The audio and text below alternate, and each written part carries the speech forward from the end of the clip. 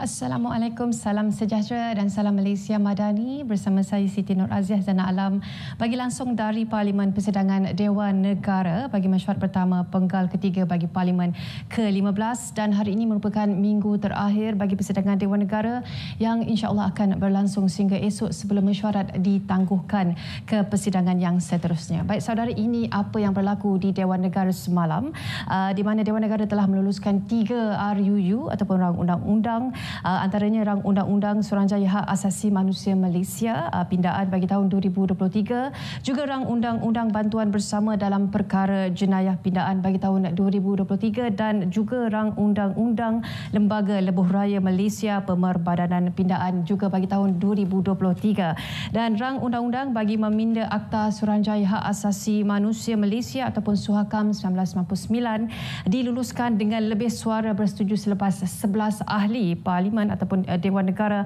mengambil bahagian dalam membahaskannya. Dan Timbalan Menteri di Jabatan Perdana Menteri, Undang-Undang dan Reformasi Institusi Yang Berhormat M. Kulasegaran semasa sesi penggulungan berkata pindaan kepada rang undang-undang itu bertujuan bagi mengukuhkan Suhakam demi rakyat Malaysia. Dan beliau berkata Suhakam tidak akan bertindak seperti badan penguatkuasaan lain seperti Polis Diraja Malaysia atau Suruhanjaya Pencegahan Rasuah Malaysia SPRM yang sememangnya diperuntuk dengan kuasa penguatkuasaan di bawah akta masing-masing. Baik saudara, juga Dewan Negara telah meluluskan pindaan AUKU, dan ini rang undang-undang Universiti dan College Universiti pindaan 2023 dipinda bagi pertujuan menambah baik tadbir urus pengurusan aktiviti dan juga tata tertib pelajar, dan ia diluluskan dengan lebih suara bersetuju selepas 18 ahli Dewan Negara mengambil bahagian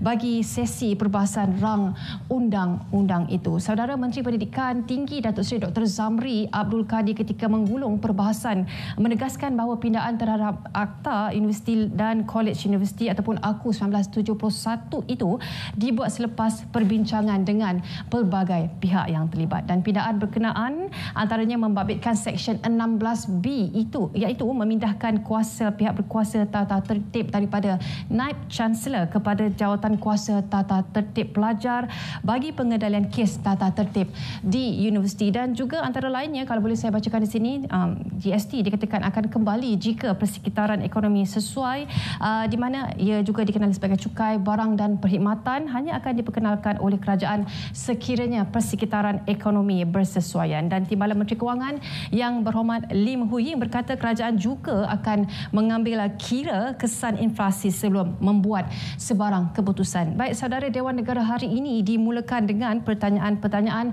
bagi jawab lisan di mana beberapa soalan tumpuan akan dibangkitkan. Dan soalan pertama akan diajukan oleh Senator Datuk Seri Dr. Mujahid bin Yusof yang meminta Menteri Pertahanan menyatakan bagaimanakah pencapaian setakat ini terhadap usaha kerajaan madani untuk mengelakkan orang tengah dalam pembelian aset-aset pertahanan negara. Baik saudara, selain di TV1 juga di saluran berita RTM, anda juga boleh ikuti kami di rtmpaliman.rtm.gov.my, juga di rtmklik.rtm.gov.my, palang RTM Parlimen, juga dengan muat turun mudah RTM Klik ke telefon pintar anda di App Store, Play Store dan juga Huawei App sekali. Baik, kita ke persidangan Dewan Negara sekarang. Silakan. Pemasyhuran oleh Tuan Yang di-Pertua. Ahli-ahli yang berhormat, selaras dengan peruntukan mesyuarat 11-5, saya hendak menetapkan bahawa Majlis Dewan Negara hari ini tidak akan ditempuhkan pada jam 1:30 hari dan akan bersidang secara terus sehingga selesai diputuskan dan diluluskan DR 8/2024 rang Undang-Undang Keselamatan Cyber 2024 dengan pindaan di peringkat jawatankuasa sesebuah Majlis Dewan Rakyat. Dan selepas itu Majlis Mesyuarat akan ditangguhkan sehingga jam 10 pagi hari Khamis 4 hari bulan April 2024. Setuju, sir? Pertanyaan bagi jawab lisan. Dipersilakan Yang Berhormat Senator Datuk Seri Mujahid bin Yusof. Pagi ini pantun untuk orang Sarawak. Gadis Sarawak bagai ratu. Soalan saya nombor 1. YB Menteri.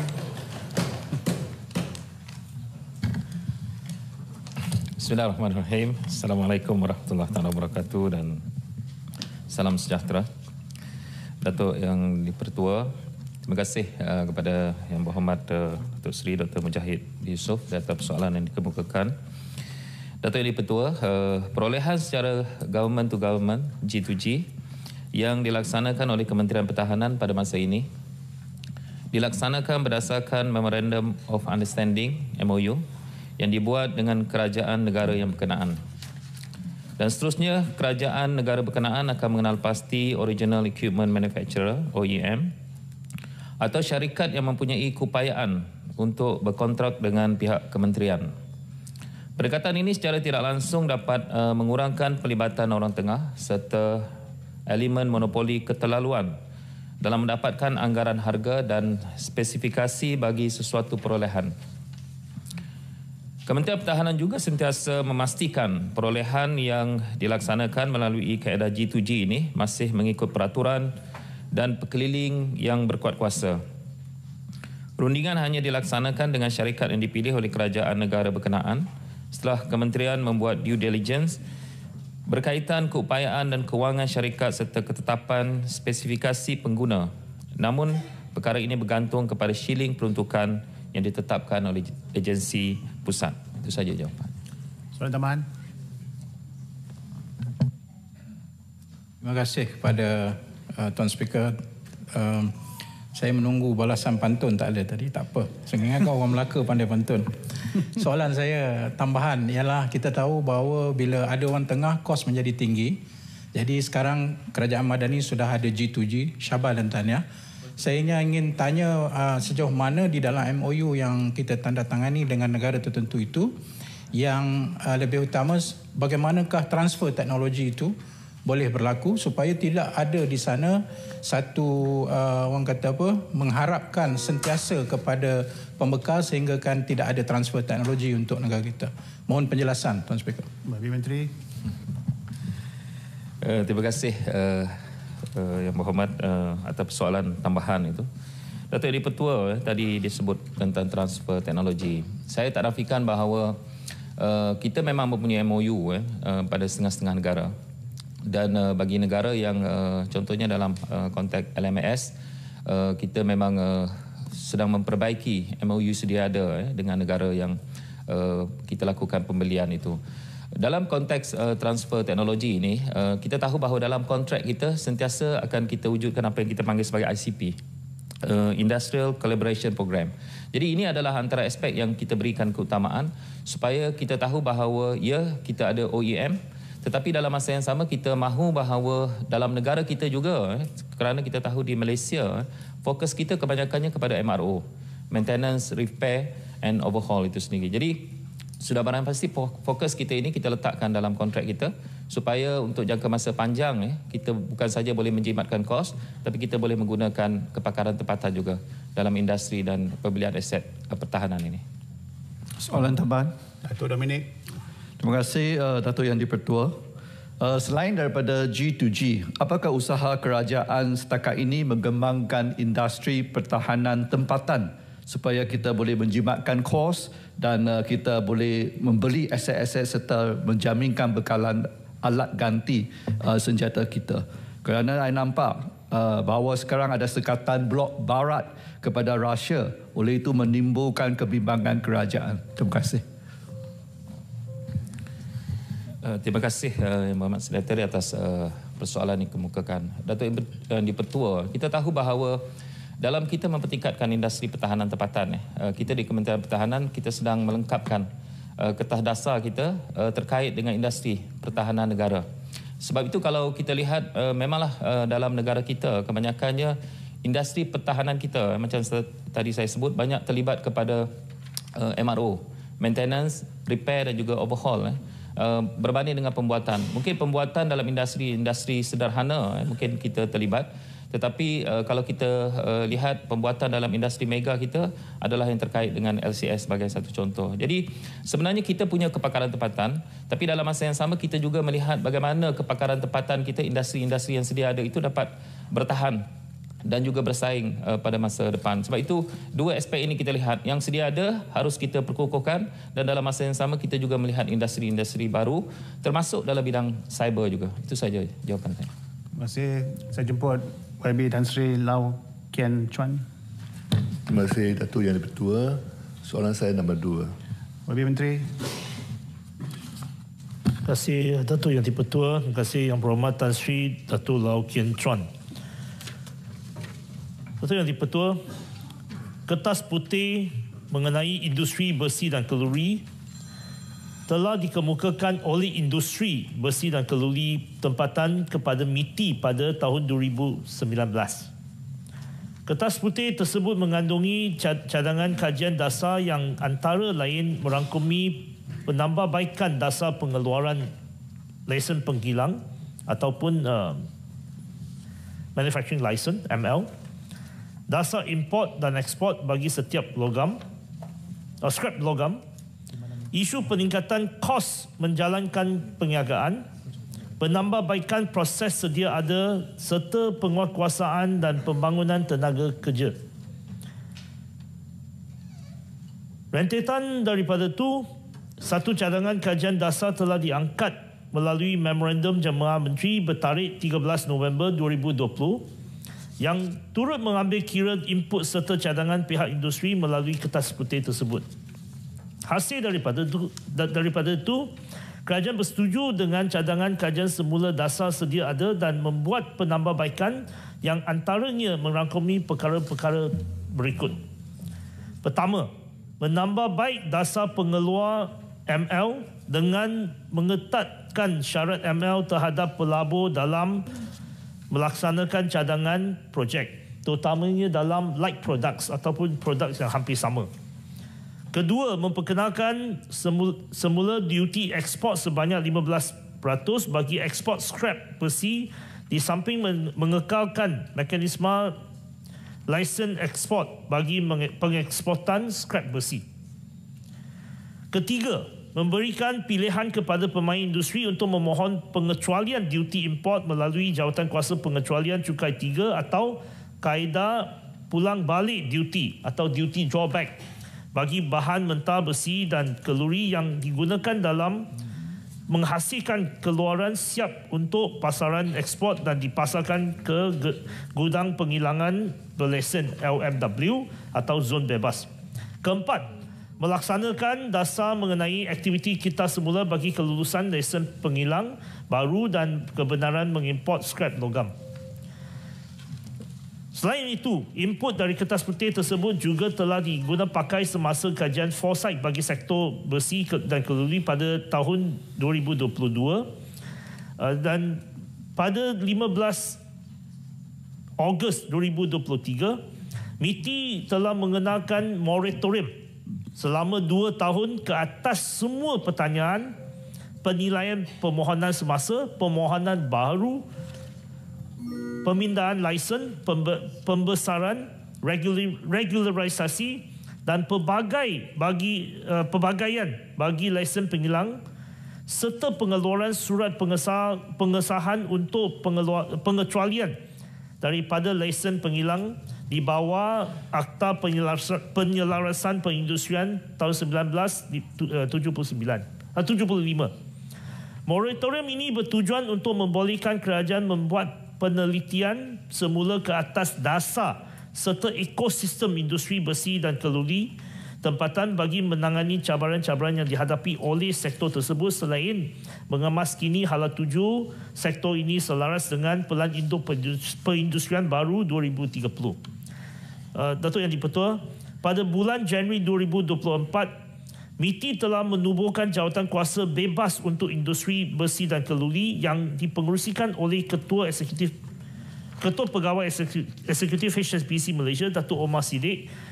Dan jawatankuasa ini bertujuan untuk mengkaji dan menyelaraskan semula hala tuju industri tersebut bagi mencapai objektif Pelan Perindustrian Baru 2030. Terima kasih. Soalan tambahan, Tan Sri. Terima kasih Datuk Yang Ketua. Terima kasih Yang Berhormat Timbalan Menteri atas jawapan diberikan. Mohon YB Timbalan Menteri menyatakan dengan terperinci keberkesanaan inisiatif-inisiatif sedia ada yang diambil oleh pihak kementerian untuk membantu ekspor dan import industri besi dan kalori tempatan dan inisiatif-inisiatif yang akan diambil untuk memperkasakan ekspor dan import industri besi dan kalori tempatan. Terima kasih. Habib Menteri. Terima kasih Yang Berhormat Tan Sri. Sebenarnya industri besi dan kalori tempatan menghadapi cabaran yang sangat besar, termasuk overcapacity di sedunia atas sebab kekurangan aktiviti di sektor pembinaan dan juga sektor construction di negeri China. Dan keadaan sekarang ni memang susah untuk pemain industri, dan kementerian telah membuat keputusan seperti apa yang saya sebut tadi. Dua keputusan yang penting. Satu ialah mengadakan moratorium untuk sepanjang 2 tahun. Moratorium ini memberikan ruang untuk pemain industri tempatan supaya menyelaras dan juga membina semula supaya mereka boleh menghadapi cabaran yang akan datang. Cabaran yang akan datang termasuk overcapacity di sedunia. Cabaran juga termasuk keadaan karbon. Kerana bukan saja di Malaysia tetapi di seluruh dunia isu karbon ataupun isu carbon emission akan diambil kira setiap kali pemain industri meminta pinjaman bank. Ini adalah cabaran yang sangat penting dan juga dekat, dan moratorium ini akan membantu syarikat-syarikat dan industri atau pemain tempatan untuk mencari jalan keluar. Keputusan kedua ialah untuk menubuhkan jawatan kuasa bebas supaya mengkaji semula sektor besi dan kalori di tempatan supaya sektor ini boleh diberikan nafas baru. Dan jawatan kuasa tersebut akan memberi laporan kepada menteri dalam 6 bulan, dan kementerian akan melaksanakan cadangan-cadangan yang dicadang oleh jawatan kuasa bebas supaya memberikan suntikan dan juga nafas baru kepada industri ini. Terima kasih. Soalan tambahan. Kalau tak ada, saya jemput Senator Datuk Ahmad bin Haji Ibrahim. Terima kasih Datuk Yang Di-Pertua. Soalan saya nombor 3. Menteri, wakil ya. Baik. Bismillahirrahmanirrahim. Terima kasih Datuk Yang Di-Pertua. Izinkan saya menjawab bagi pihak Menteri Perumahan dan Kerajaan Tempatan. Terima kasih Yang Berhormat Senator di atas soalan. Datuk Yang Di-Pertua, untuk makluman, Kementerian Perumahan dan Kerajaan Tempatan sentiasa komited untuk menjalin kerjasama yang konstruktif dan aktif dengan kementerian lain dalam memudah cara dan menyokong usaha penguatkuasaan pihak berkuasa tempatan ataupun PBT terhadap isu penyalahgunaan premis atau lesen perniagaan di bawah pentadbiran PBT, terutamanya yang melibatkan warga asing. Kerjasama bersepadu dengan pendekatan whole of government dengan izin bersama-sama agensi penguatkuasa lain seperti Jabatan Imigresen Malaysia dan Polis Diraja Malaysia adalah perlu bagi menangani isu yang semakin berleluasa ini berdasarkan kekangan bidang kuasa PBT yang terhad kepada pemeriksaan lesen premis dan perniagaan sahaja. Kerajaan negeri juga turut memainkan peranan dengan memperketatkan syarat permohonan baru dan pembaharuan lesen perniagaan PBT di negeri masing-masing bagi mengekang monopoli perniagaan oleh warga asing.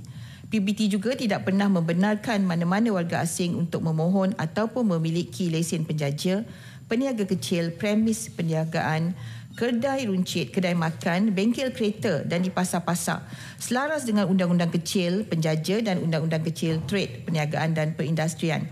Di mana di bawah Undang-Undang Kecil Penjaja, PBT tidak mengiktiraf dan membenarkan warga asing sebagai penjaja dan peniaga kecil, manakala PBT juga tidak membenarkan penggunaan warga asing sebagai pekerja ataupun pembantu di bawah lesen penjaja di premis PBT. Ini kerana harga sewaan yang ditetapkan oleh PBT adalah di bawah harga pasaran dan bertujuan untuk memberikan peluang perniagaan kepada rakyat tempatan. Tuan Yang Di-Pertua, di bawah UKK Trade, Perniagaan dan Perindustrian pula, pengeluaran lesen perniagaan hanya dikeluarkan untuk warga negara Malaysia sahaja dan membenarkan warga asing diambil sebagai pekerja atau pembantu dengan syarat memiliki pas kerja ataupun permit dagang yang sah. PBT tidak akan berkompromi dengan sebarang pelanggaran yang jelas terhadap syarat-syarat lesen yang telah dikeluarkan oleh mana-mana perniagaan dan pemegang lesen dengan mengambil tindakan tegas secara tindakan sitaan, kompaun, penutupan premis dan pembatalan lesen. Untuk makluman Tuan Yang Di-Pertua dan ahli-ahli yang berhormat, PBT komited melaksanakan operasi penguatkuasaan dengan melaksanakan langkah-langkah pemantauan seperti berikut. 1. Pemantauan secara berkala ke atas premis-premis perniagaan dan penjaja di bawah PBT, terutamanya yang menjadi tumpuan warga asing. 2. Membuat sitaan dan rampasan barangan penjaja warga asing yang didapati menjalankan perniagaan secara haram. Dan 3, menjalankan operasi bersepadu bersama agensi seperti Jabatan Imigresen Malaysia dan Polis Diraja Malaysia memandangkan sebarang tindakan penahanan warga asing dan pendatang asing tanpa izin adalah di bawah bidang kuasa dan pengurusan jabatan tersebut. Tuan Di-Pertua, bagi tahun 2022 dan sehingga kini, PBT telah melaksanakan sebanyak 2,031 operasi penguatkuasaan terhadap premis perniagaan yang melibatkan warga asing dan telah melibatkan pembatalan sebanyak 26,108 lesen peniaga atas sebab pelanggaran syarat-syarat lesen premis yang ditetapkan oleh PBT atau memindah milik lesen permit mereka kepada warga asing. Sekian, terima kasih. Terima kasih, soalan tambahan. Terima kasih ya Datuk Yang Di-Pertua. Terima kasih Timbalan Menteri Wakil Kementerian PBT. Dengan jawapan yang diberikan, saya harap boleh tambah satu lagi. Berapa banyak peniaga tidak berlesen dan peniaga warga asing tanpa izin yang telah dikesan sejak 2022 ke 2023? Terima kasih. Wakil Menteri. Terima kasih Yang Berhormat Senator.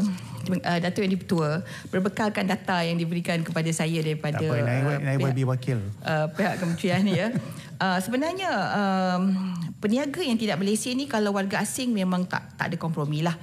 Kalau sekiranya mereka merupakan warga negara, maka PBT ada budi bicara untuk menyuruh ataupun mengajak, menasihati mereka untuk memohon lesen. Ya. Kerana itu dia punya budi bicara PBT, ya. Dan berkenaan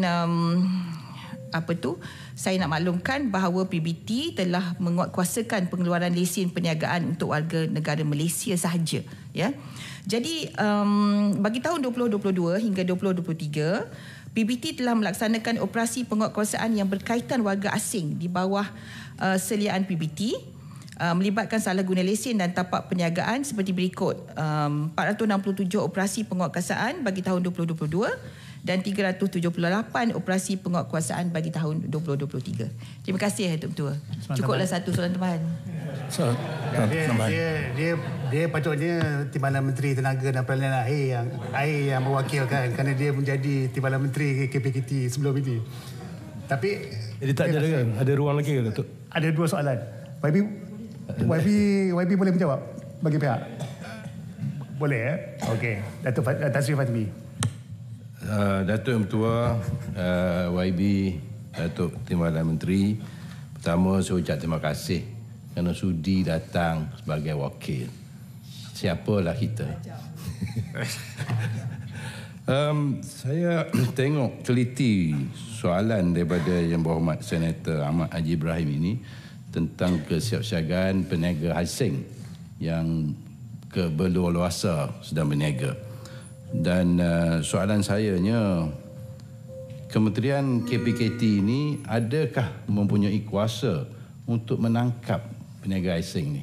Sebab setakat yang jawapan daripada Timbalan Menteri tadi, peniaga asing yang berniaga ini atas nama lesen orang tempatan.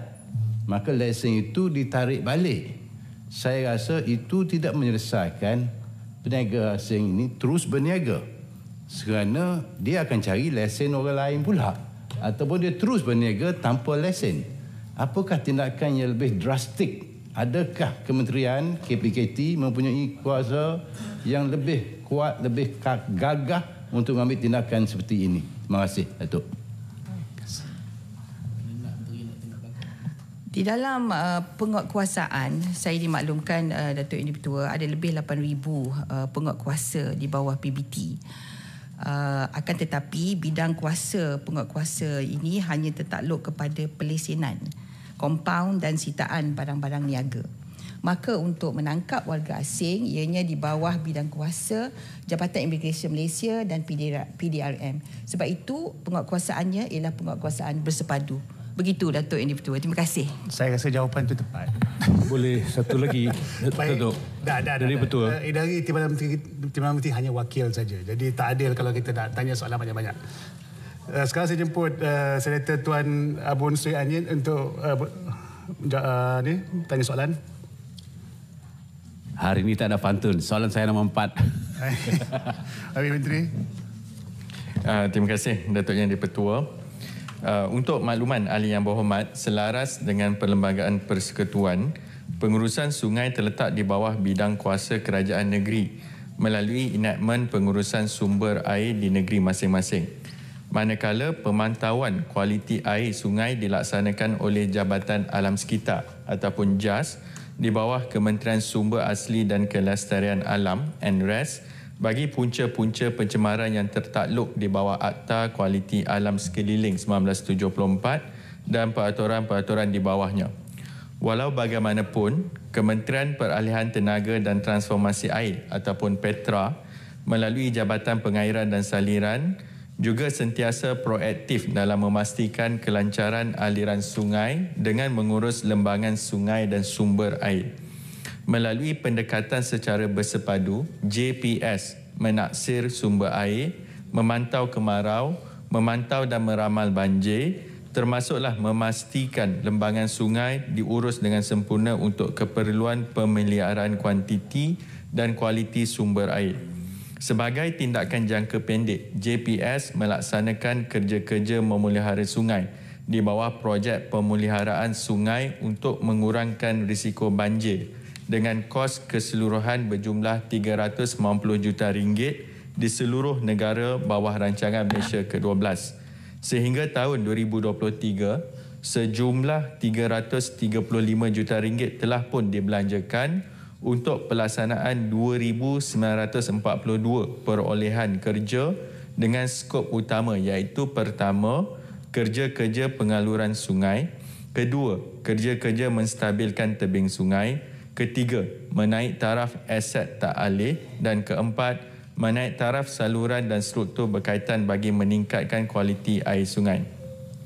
Sebagai langkah jangka panjang untuk memastikan kelestarian sungai sebagai sumber air, JPS juga mengaplikasikan pendekatan bukan struktur dengan melaksanakan kajian pengurusan lembangan sungai bersepadu ataupun dengan izin Integrated River Basin Management IRBM, iaitu mekanisme terbaik untuk mengurus sesebuah lembangan sungai melibatkan semua pihak berkepentingan. Kajian IRBM akan mengemukakan cadangan menangani isu-isu strategik sebagai rujukan kerajaan negeri dalam merancang pembangunan agar selari dengan matlamat pemeliharaan kelestarian alam sekitar. Objektif utama pelaksanaan IRBM adalah untuk memastikan air mencukupi, memastikan air bersih, mengurangkan risiko banjir dan meningkatkan pemeliharaan alam sekitar. JPS merancang untuk laksanakan 45 kajian IRBM melibatkan 189 lembangan sungai dengan kos berjumlah RM184 juta. Status terkini sehingga Mac 2024, 23 kajian berjaya disiapkan dengan kos berjumlah RM40 juta, manakala baki kajian dalam pelaksanaan dijangka akan siap sepenuhnya pada tahun 2028. Terima kasih Datuk Yang di-Pertua. Soalan tambahan, YB Abun. Ya, soalan tambahan. Ya, sungai Karas di Ireland dan juga sungai Thames di England pernah menjadi sungai yang antara yang paling tercemar 60 tahun dulu dan sekarang dikatakan antara yang terbersih. Jadi soalan saya, apakah tindakan dan perancangan kerajaan untuk memastikan agar sungai-sungai di negara ini tidak dijadikan tempat pembuangan sampah ataupun dumping site dengan izin dan bahan-bahan buangan lain yang dan adakah kerajaan mempunyai perancangan untuk mengadakan kempen cintai sungai kita seperti yang pernah dibuat suatu ketika dulu? Terima kasih. Wabil Menteri. Terima kasih Datuk Yang di-Pertua. Terima kasih kepada Yang Berhormat Senator. Dari segi penglibatan dengan masyarakat sudah pasti kesedaran itu penting. Untuk ketika ini kalau di peringkat kementerian ada beberapa kaedah yang kita guna pakailah. Pertama adalah kesedaran melalui program ataupun sambutan meraikan sumber air kita lah. Yang kita ada adalah sebagai contoh sambutan Hari Air Sedunia. Untuk tahun ini 2024 cadangannya kita akan buat pada bulan depan, bulan April di Sarawak. Mungkin Yang Berhormat pun boleh jemputlah ke Kuching nanti. Kemudian kita juga ada sambutan Hari Sungai Sedunia, yang mana kalau untuk program Hari Sungai Sedunia ni kita akan mengiktiraf komuniti yang sebenarnya bersama-sama menjaga memelihara sungai. Yang ini contohnya kita ada anugerah khas sumber air dan sebagainya.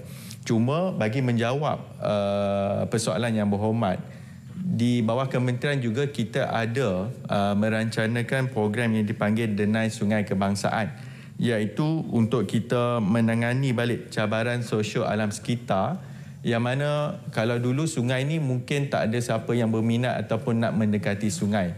Maka melalui program Denai Sungai Kebangsaan ini kita cuba libatkan pelbagai pihak termasuk PBT, NGO dan sebagainya untuk kita membangunkan denai sungai ini, yang mana sehingga kini kita dah bangunkan hampir 1,280 kilometer di seluruh negara. Jadi konsepnya kalau dari segi pencemaran, maksudnya bila masyarakat ataupun komuniti itu lebih rapat dengan sungai, mereka ni yang menjadi mata-mata kita lah sekiranya berlaku mereka pihak yang tidak bertanggungjawab dan sebagainya. Jadi untuk program Denai Sungai Kebangsaan ini, insyaAllah tahun ini kerajaan telah memperuntukkan sebanyak 10 juta ringgit untuk kita bangunkan lagi beberapa lokasi Denai Sungai Kebangsaan. Terima kasih Datuk Yang di-Pertua. Pak sebagai wakil rakyat di Johor Bahru tahu pasal Sungai Skudai dengan Sungai Tebrau ya. Datuk Seri, soalan tambahan. Datuk Lim. Okey, terima kasih Datuk Seri. Projek River of Life Kuala Lumpur adalah antara salah satu projek penyelenggaraan dan pembersihan sepanjang Sungai Kleng dan Gombak yang mampu meningkatkan kuasa ekonomi di kawasan sekelilingnya.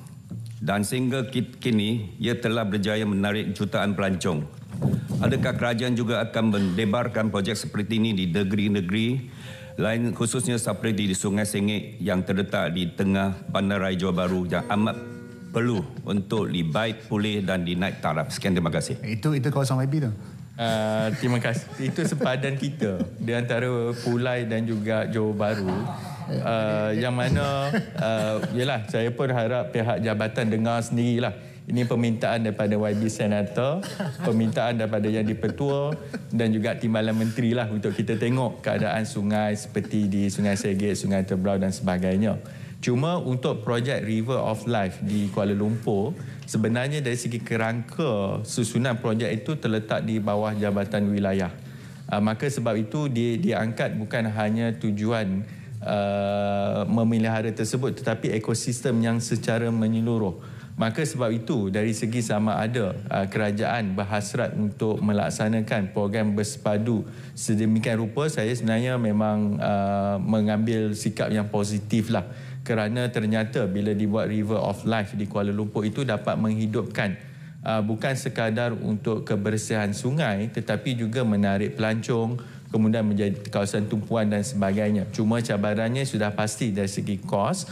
Maka sebab itu untuk macam kalau contoh yang spesifik di negeri Johor sebagai contoh, kerana itu yang saya sebut di permulaan jawapan, nak tak nak itu kena melibatkan juga dengan negeri, kerana sungai ini sebenarnya kuasanya terletak di bawah negeri. Maka sebab itu kita akan cuba ambil tindakan yang proaktif. Dan sekali lagi, permintaan Yang di-Pertua kita mohon untuk diangkat di peringkat jabatan. Terima kasih. Libatkan saya pula. Itu kerja dulu saya. Sekarang ni YB. Sekarang ni saya jemput Senator Datuk Haji Azhar bin Ahmad. Datuk Seri, Timbalan Speaker, soalan saya soalan nombor 5. Terima kasih. Bismillahirrahmanirrahim. Assalamualaikum warahmatullahi wabarakatuh dan salam Malaysia Madani. Datuk Seri Yang di-Pertua, pada tahun 2023 Kementerian Pendidikan Tinggi telah melantik Akademi Sains Malaysia untuk menyediakan satu kertas posisi bertajuk A New Horizon for Science, Technology and Innovation, a Strategy to Enhance Higher Education in Malaysia. Tujuan pembangunan dokumen tersebut adalah bagi menilai secara khusus dan mendalam berkenaan kesan dan strategi dalam menguruskan pelbagai gangguan teknologi, technological disruptions dengan izin yang sedang dan akan dihadapi melibatkan pengajaran, pembelajaran dan tata kelola institusi pendidikan tinggi.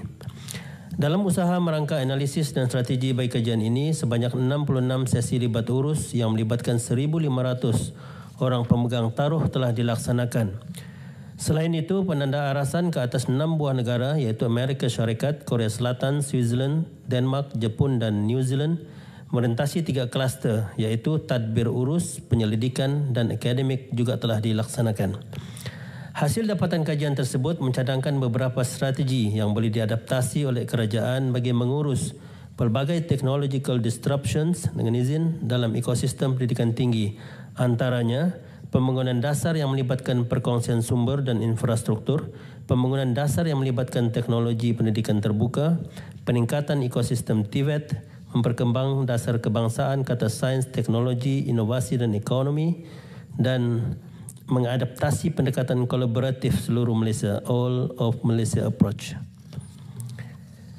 Sebagai langkah mendepani cabaran teknologi baru ini, kerajaan telah memperkenalkan National Artificial Intelligence Roadmap 2021-2025 bagi membangunkan ekosistem inovasi kepintaran buatan bagi pembangunan AI yang memanfaatkan kolaborasi quadruple helix berpandukan prinsip AI yang bertanggungjawab. Dokumen ini menyasarkan penghasilan 200,000 bakat masa depan dalam bidang AI.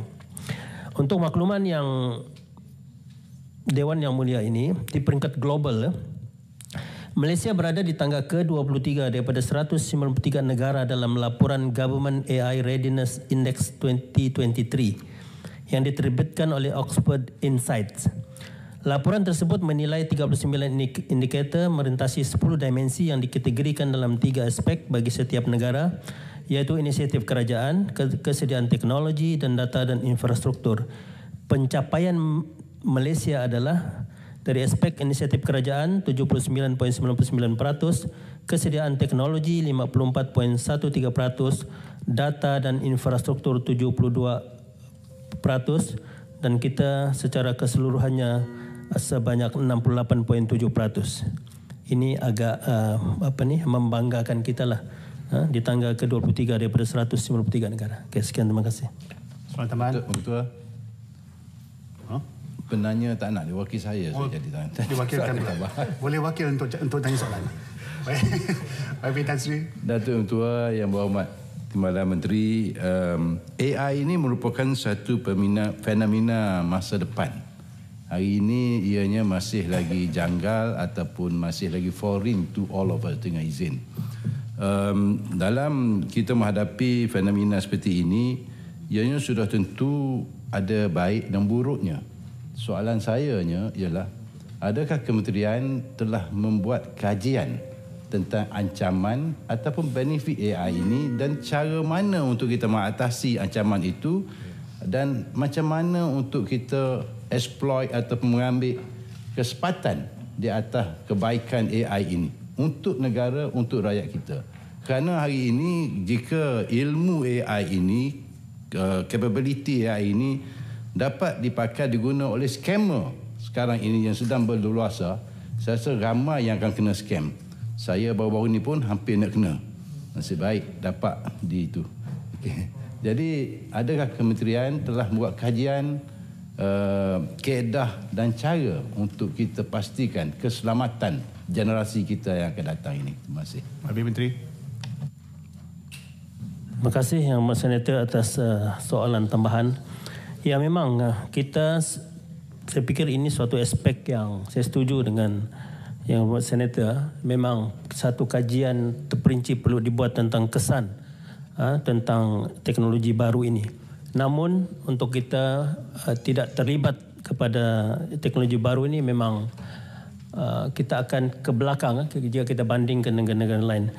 Saya fikir ini satu fenomena. Kita sudah melalui pelbagai teknologi, perubahan teknologi, tetapi akhirnya kita kena pastikan juga bahawa generasi muda kita yang perlu diperkukuhkan adalah jati dirinya. Berubah pun teknologi, tapi jika jati diri generasi muda ini tidak dapat kita pupuk, didik, dan itu yang berlaku banyak perkara-perkara yang tidak sepatutnya berlaku dalam masyarakat. Jadi saya tidak ada spesifik tentang kajian yang telah dibuat, tetapi kita akan memastikan universiti kita dan juga rangkaian pendidikan kita akan dipastikan supaya tidak kita akan pastikan bahawa generasi muda kita akan perkukuhkan jati diri mereka untuk mendepani cabaran teknologi yang sedang berlaku sekarang. Soalan tambahan Profesor Wang. Terima kasih Datuk Ketua.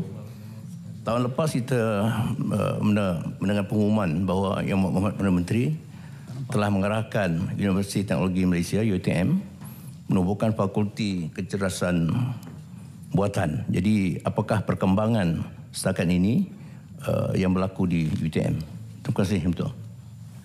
Okey, terima kasih Yang Berhormat Senator. Ya, memang kerajaan telah memperuntukkan sebanyak 20 juta untuk membangunkan fakulti AI di UTM. Dan buat masa ini MOF telah memberi peruntukan awal dan fakulti tersebut sedang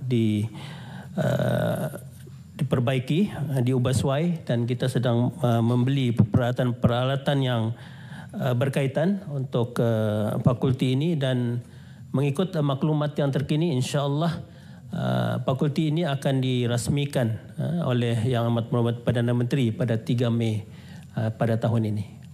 Jadi itu yang terkini lah. Sekian, terima kasih. Haji Hussein. Terima kasih Yang Berhormat Datuk Yang Di-Pertua. Berhubung dengan perkembangan AI, apakah mungkin ada kesan terhadap kursus-kursus yang sedia ada di pusat-pusat pengajian tinggi? Dan mungkin kemungkinan itu ada beberapa kursus yang mungkin akan terkesan. Dan apa langkah-langkahnya yang mungkin diambil oleh pihak kementerian? Terima kasih. Habib Menteri. Terima kasih Yang Berhormat Senator. Di Kementerian Pendidikan Tinggi ini, kita akan menilai fakulti-fakulti kita ini daripada indikatornya tentang kebolehpasaran graduannya.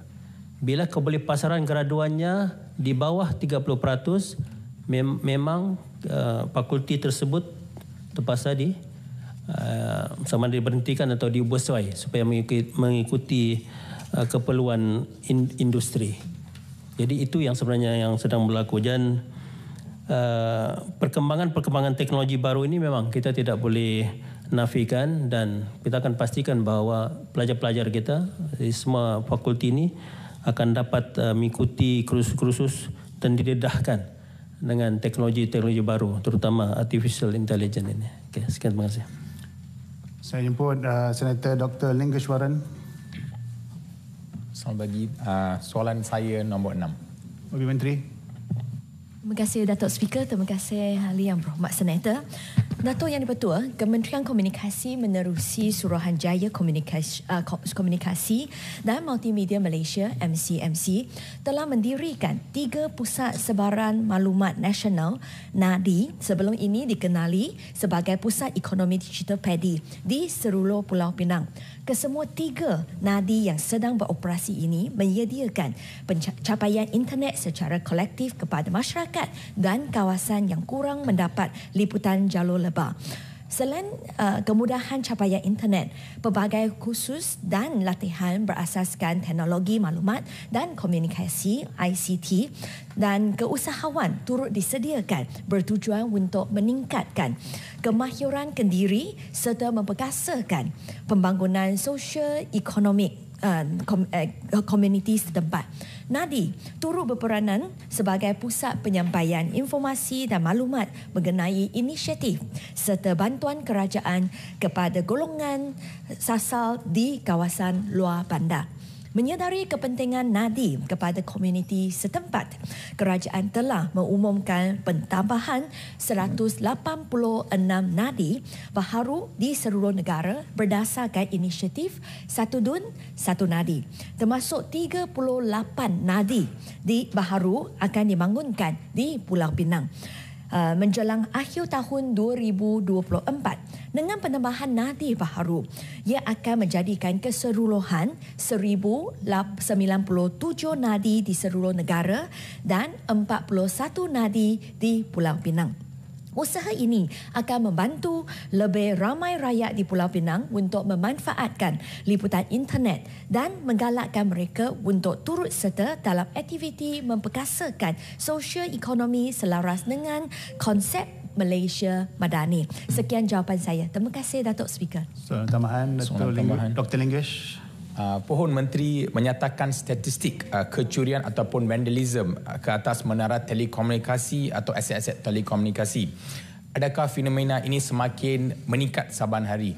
Jika ya, apakah usaha dan langkah-langkah kerajaan untuk mengatasi isu ini kerana ia menyebabkan kerugian dan juga gangguan kepada network coverage? Dengan izin. Terima kasih. Soalan itu tak berkenaan lebih.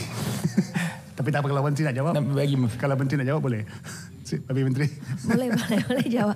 Terima kasih Yang Berhormat Senator atas soalan tambahan tersebut.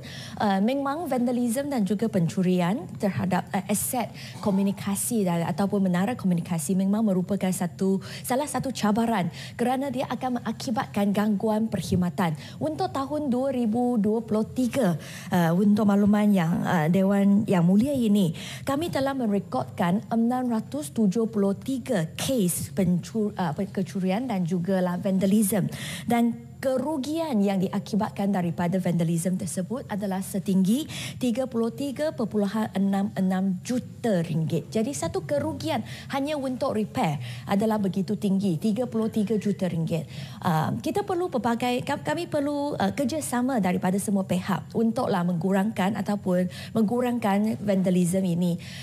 Kita perlu untuklah kawasan hotspot, penyedia perkhidmatan mereka akan buat kerja-kerja hardening, memperkasakan aset mereka supaya dia menjadi lebih susah untuklah pencuri ataupun vandalism ini berlaku. Tetapi pada masa yang sama, usaha pemasangan sepertilah pemasangan CCTV dan juga sensor juga merupakan salah satu inisiatif yang telah diambil untuklah kawasan-kawasan hotspot.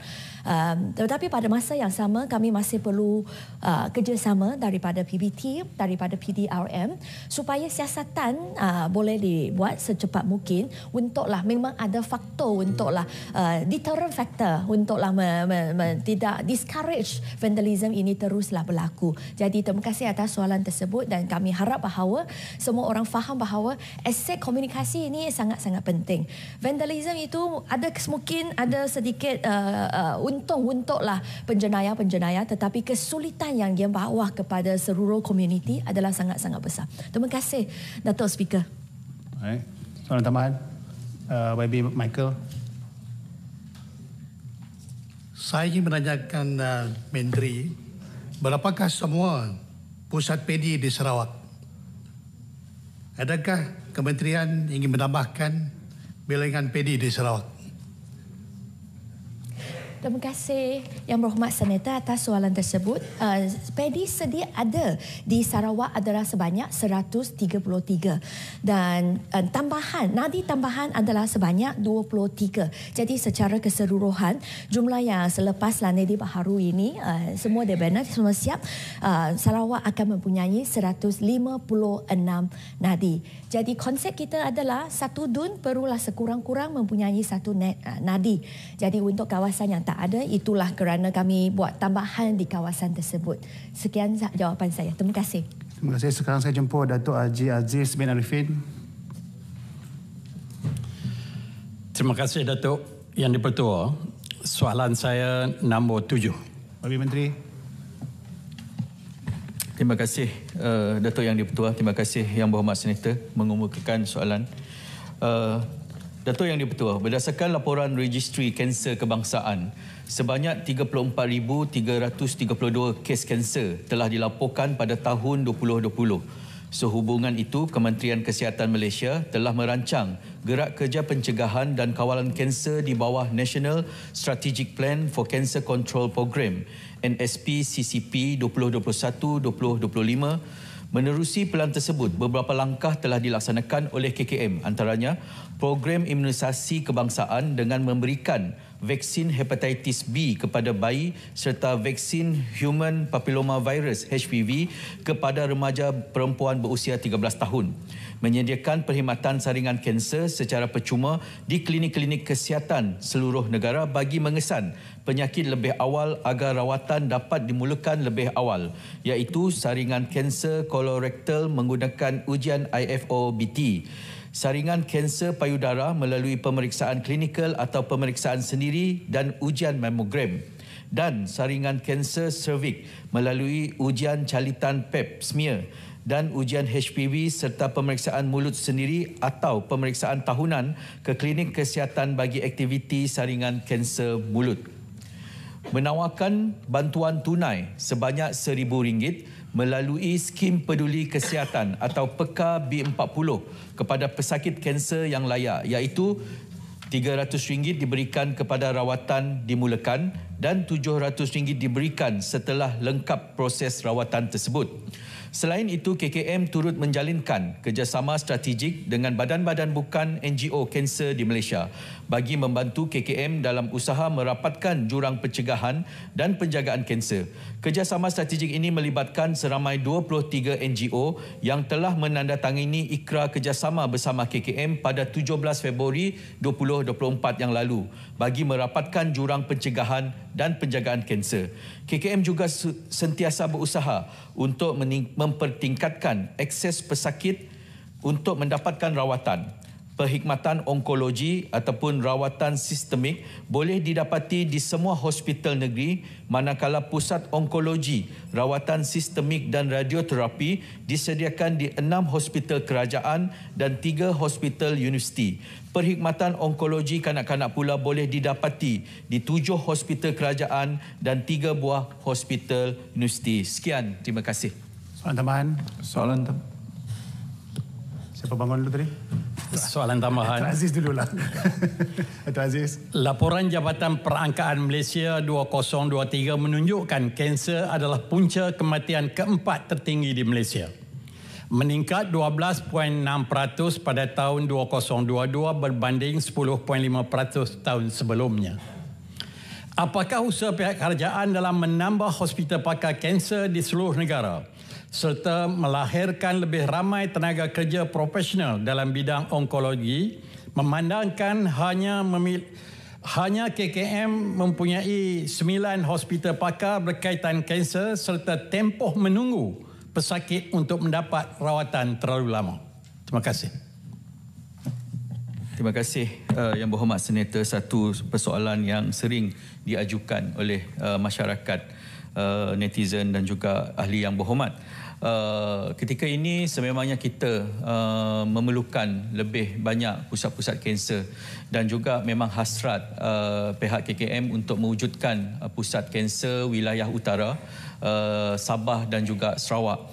Untuk Sarawak pula, pada pembentangan bajet yang lepas, Yang Amat Berhormat Perdana Menteri telah pun secara lisan bersetuju untuk pembangunan pusat kanser di Sarawak dengan nilai 1 bilion yang akan disediakan oleh kerajaan negeri. Itu adalah keputusan yang telah dibuat dan baru-baru ini pada hari Sabtu yang lepas, perjumpaan antara Yang Amat Berhormat Premier dan juga Yang Amat Berhormat Perdana Menteri telah bersetuju berkenaan tentang mekanisme penyaluran peruntukan daripada kerajaan negeri kepada kerajaan pusat untuk tujuan pusat kanser tersebut. Manakala pada tahun 2023 dalam pembentangan bajet 2023, kerajaan juga telah meluluskan kerja-kerja awalan bagi pembinaan kanser pusat kanser wilayah utara, di mana kerja-kerja awalan ini akan dijalankan sepanjang tempoh 2 tahun untuk kita mewujudkan satu pusat kanser komprehensif bagi wilayah utara yang berkapasiti sebanyak sebanyak 200 katil, dan kerja-kerja awalan ini akan mengkaji berapakah kos yang diperlukan sebelum kita mewujudkan pusat kanser tersebut. Manakala di Sabah kita sedang mencari potensi bagaimana untuk kita membangunkan pusat kanser untuk rakan kita di wilayah Sabah pula. Dan juga selain daripada itu, perkembangan berkenaan tentang pakar, perkhidmatan pakar yang diperlukan. Ketika ini kita mempunyai 2 pakar onkologi yang telah ditempatkan di Hospital Ipoh sejak Februari 2024, manakala penempatan pakar onkologi di Hospital Raja Perempuan Zainab II akan dibuat pada bulan Ogos 2024 berkolaborasi bersama dengan HUSM, dan juga perkhidmatan onkologi kanak-kanak akan ditambah di Hospital Al-Ustaq pada tahun 2025 dan Hospital Tengku Ampuan Afzan Kuantan pada tahun 2026. Walaupun demikian, kita memang sedang berusaha untuk meningkatkan keperluan pakar-pakar onkologi ini, memandangkan kita sudah mempunyai perancangan untuk mewujudkan sekurang-kurangnya 2 pusat kanser, iaitu Pusat Kanser Wilayah Utara dan juga Pusat Kanser Sarawak. Walaupun demikian, kita menyeru agar pegawai-pegawai perubatan yang ingin menyambung kepada kepakaran untuk memilih kepakaran onkologi. Walaupun demikian, kita kena melihat juga kaedah penawaran dan juga hadiah latihan yang diperlukan untuk mewujudkan kapasiti pakar onkologi yang mencukupi di dalam negara. Sekian, terima kasih Datuk. Soalan tambahan. YB Rita dulu lah. Siapa? Saya bagi YB Rita dulu, lepas tu nanti saya buat keputusan soalan tambah ketiga. Tak lalu makan. Terima kasih. Ini perkara Pusat Kanser Sarawak lah, Datuk Dom. Soalan saya, dengan adanya Pusat Kanser itu nanti, adakah pakar onkologi daripada yang sedia ada di Hospital Umum Sarawak akan dipindahkan, semua outfit dipindahkan kepada Pusat Kanser yang baru? Dan kedua, adakah akan diadakan fasiliti untuk pesakit-pesakit yang datang jauh daripada pelosok Sarawak, ya, seperti rumah kasih, anjung kasih macam tu, yang berhormat Timbalan Menteri. Terima kasih. Terima kasih Yang Berhormat Senator Puan Rita. Sememangnya tujuan pembinaan Pusat Kanser Sarawak ini adalah untuk memudahkan pesakit-pesakit kanser di Borneo. Sekurang-kurangnya keluarga kita di Sarawak dan juga Sabah dapat mempunyai akses pusat kanser yang komprehensif di kawasan di negeri Sarawak. Dan juga tujuan utama adalah kita melihat kesan apabila pesakit-pesakit kanser, terutama sekali kanak-kanak, dewasa yang pergi ke Kuala Lumpur memerlukan kos yang sangat besar. Saya juga mengucapkan terima kasih kepada NGO-NGO yang mengusahakan kerjasama dengan syarikat penerbangan untuk mendapatkan tawaran tiket yang lebih murah kepada pesakit kanser kanak-kanak. Dan soalan asas tadi berkenaan tentang adakah unit rawatan onkologi di HGH akan dipindahkan ke Pusat Kanser Sarawak, kemungkinan besar perkara tersebut akan berlaku kerana Pusat Kanser Sarawak tersebut akan menjadi satu medan rawatan yang komprehensif, dan juga berkenaan tentang anjung singgah ataupun tempat untuk menyediakan tempat tinggal sementara bagi pelawat dan juga pesakit. Kita boleh mengajukan soalan tersebut kepada Menteri yang menjaga kebajikan masyarakat agar dapat mewujudkan tempat singgah bagi membolehkan pesakit-pesakit dan juga pelawat mengurangkan beban untuk menjaga pesakit kanser. Sekian, terima kasih. Terima kasih. Ini soalan ketiga saya bagi Tan Sri Fatmi lah. Saya dulu. Okey. Terima kasih Datuk Mentua. Soalan saya sangat simple. Kanser ini merupakan satu penyakit yang digeruni dan ramai orang takut. Kalau kena kanser seolah-olah macam tak ada harapan lah. But there are, dengan izin, cancer survivor. Soalan sayanya, adakah kementerian mengutip maklumat data cancer survivor ini, macam mana cara dia survive? Treatment tradisional ke, treatment konvensional ke, hospital ke, bomo ke, supaya kita boleh belajar daripada ini untuk masa depan. Kerana so far tidak ada definitive solution to cancer. Maybe we should learn daripada cancer survivor ini. Adakah kementerian mempunyai maklumat seperti ini? Terima kasih, Tok. Terima kasih Yang Berhormat Tan Sri. Satu soalan yang cukup baik bagi kami di KKM dan juga untuk khusus menjawab adakah terdapat satu kajian yang baik ataupun komprehensif berkenaan tentang surviving rate ataupun survivor cancer patient ini. Saya tidak mempunyai data yang khusus. Walaupun demikian, sememangnya kita mempunyai pandangan-pandangan daripada NGO-NGO yang menghimpunkan pesakit-pesakit kanser yang telah survive dengan izin dan juga pengalaman sharing experience tersebut kita ambil dan juga kita dengar apakah kaedah-kaedah yang kita guna pakai. Untuk maklumat Yang Berhormat Senator di dalam Dewan ini, kos berkenaan tentang kos yang digunakan oleh kerajaan bagi rawatan kanser adalah hampir 1.3 bilion ke 2 bilion setahun. Itu adalah satu kos yang besar dan juga terdapat rawatan-rawatan alternatif yang dicadangkan dan juga dilakukan kajian oleh pihak KKM adakah bersesuaian untuk diguna pakai. Dan juga di kalangan wakil-wakil rakyat di Parlimen dan juga di Dewan Negara, di Dewan Undangan Negeri, kita mempunyai wakil-wakil rakyat yang pernah mendapat kanser dan juga survive, dan juga kami mengajak mereka untuk tampil ke hadapan untuk memberikan harapan dan juga sharing their experience supaya dapat memberikan semangat kepada pejuang-pejuang kanser ini. Ini adalah satu kaedah yang alternatif bagi membantu pesakit kanser supaya mereka yakin dengan rawatan, dan juga sememangnya kita memberikan penumpuan kepada saringan-saringan kanser, terutama sekali di dalam saringan kanser B40. Kita ingin memastikan agar produktiviti kerajaan negara dapat pada peringkat optimum. Di kalangan B40 mereka keluar membuat saingan dan kita dapat tahu apakah punca kanser yang mereka hadapi ketika ini. Sekian, terima kasih Datuk Yang Dipertua. Terima kasih. Sekarang saya jemput Senator Datuk Nelson Ranganathan. Terima kasih Datuk Seri Yang Dipertua yang sentiasa ceria. Selepas 5 hari dapatlah satu soalan nombor 8. Pantun ke tu? Terima kasih Datuk Seri Yang Dipertua. Terima kasih Yang Berhormat Senator Datuk Dr. Nelson. Datuk Seri Yang Dipertua, Kementerian Pendidikan Malaysia komited dalam menyediakan akses kepada pendidikan dan latihan technical vocational atau disebut sebagai TVET yang berkualiti kepada semua murid. Pelbagai akses pendidikan TVET disediakan oleh KPM sebagai pilihan kepada murid berdasarkan minat dan juga kecenderungan mereka.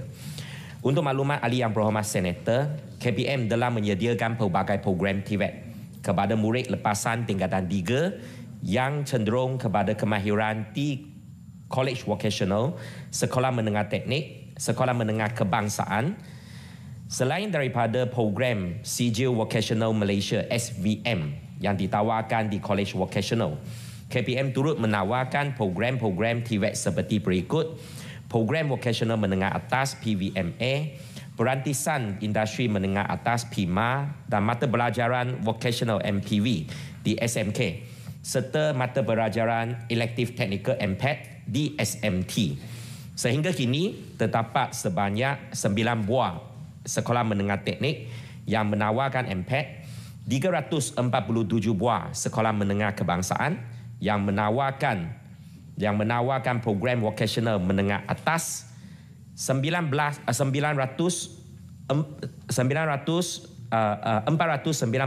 buah SMK menawarkan MPV dan 13 buah SMK menawarkan PIMA di seluruh negara. Selain daripada itu, pelaksanaan program Sistem Latihan Dua Nasional SLDN bersama-sama industri dan KV juga dilaksanakan bagi memenuhi keperluan tenaga mahir dalam industri. KPM yakin melalui perancangan komprehensif peluasan program TVET di bawah institusi TVET KPM dapat memberi peluang kepada murid untuk menceburi pendidikan TVET yang berkualiti serta menampung permintaan kepada pendidikan TVET yang dijangka meningkat. KPM berpandangan tiada keperluan buat masa kini untuk SVM dilaksanakan oleh pihak swasta.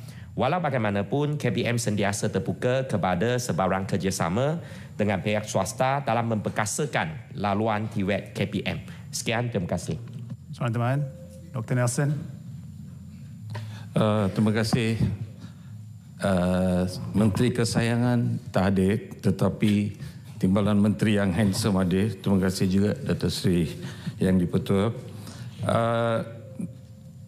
Berapakah peratusan pelajar yang mengikuti SVM berbanding dengan SPM pada tahun ini?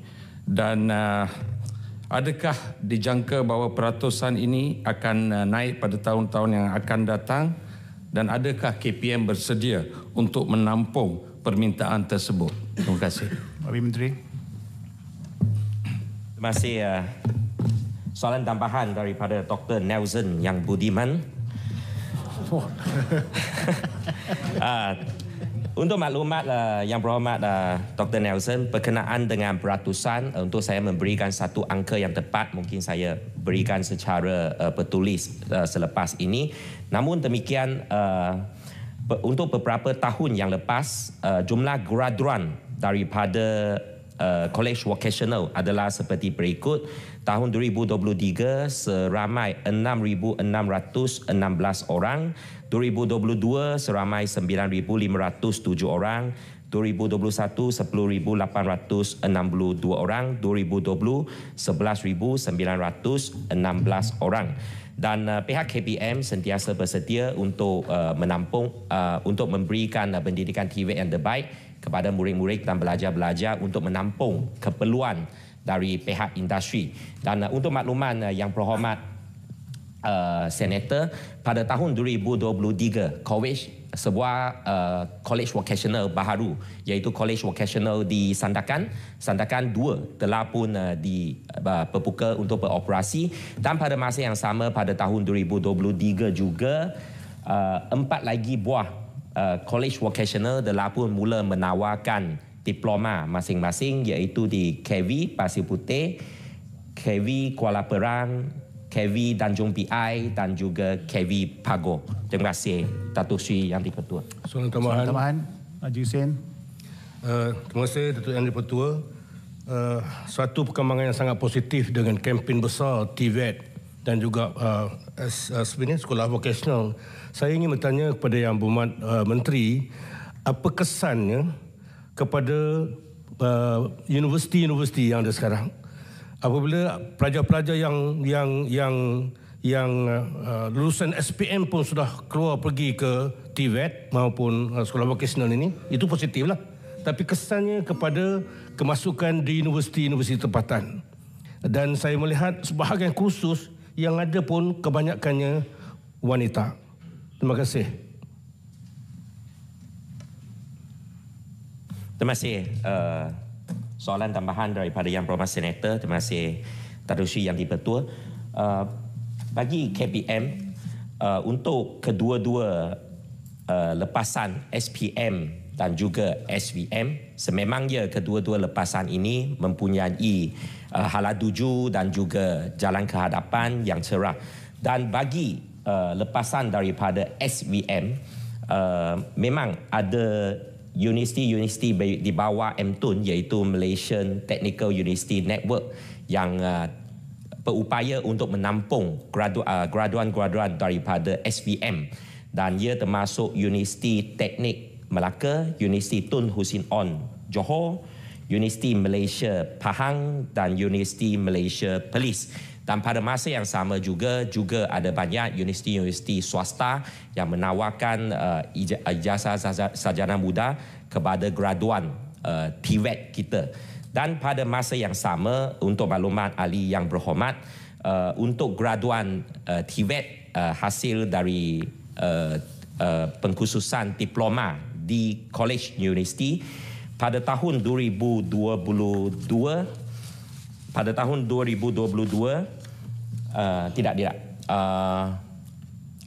sejumlah lebih kurang 70%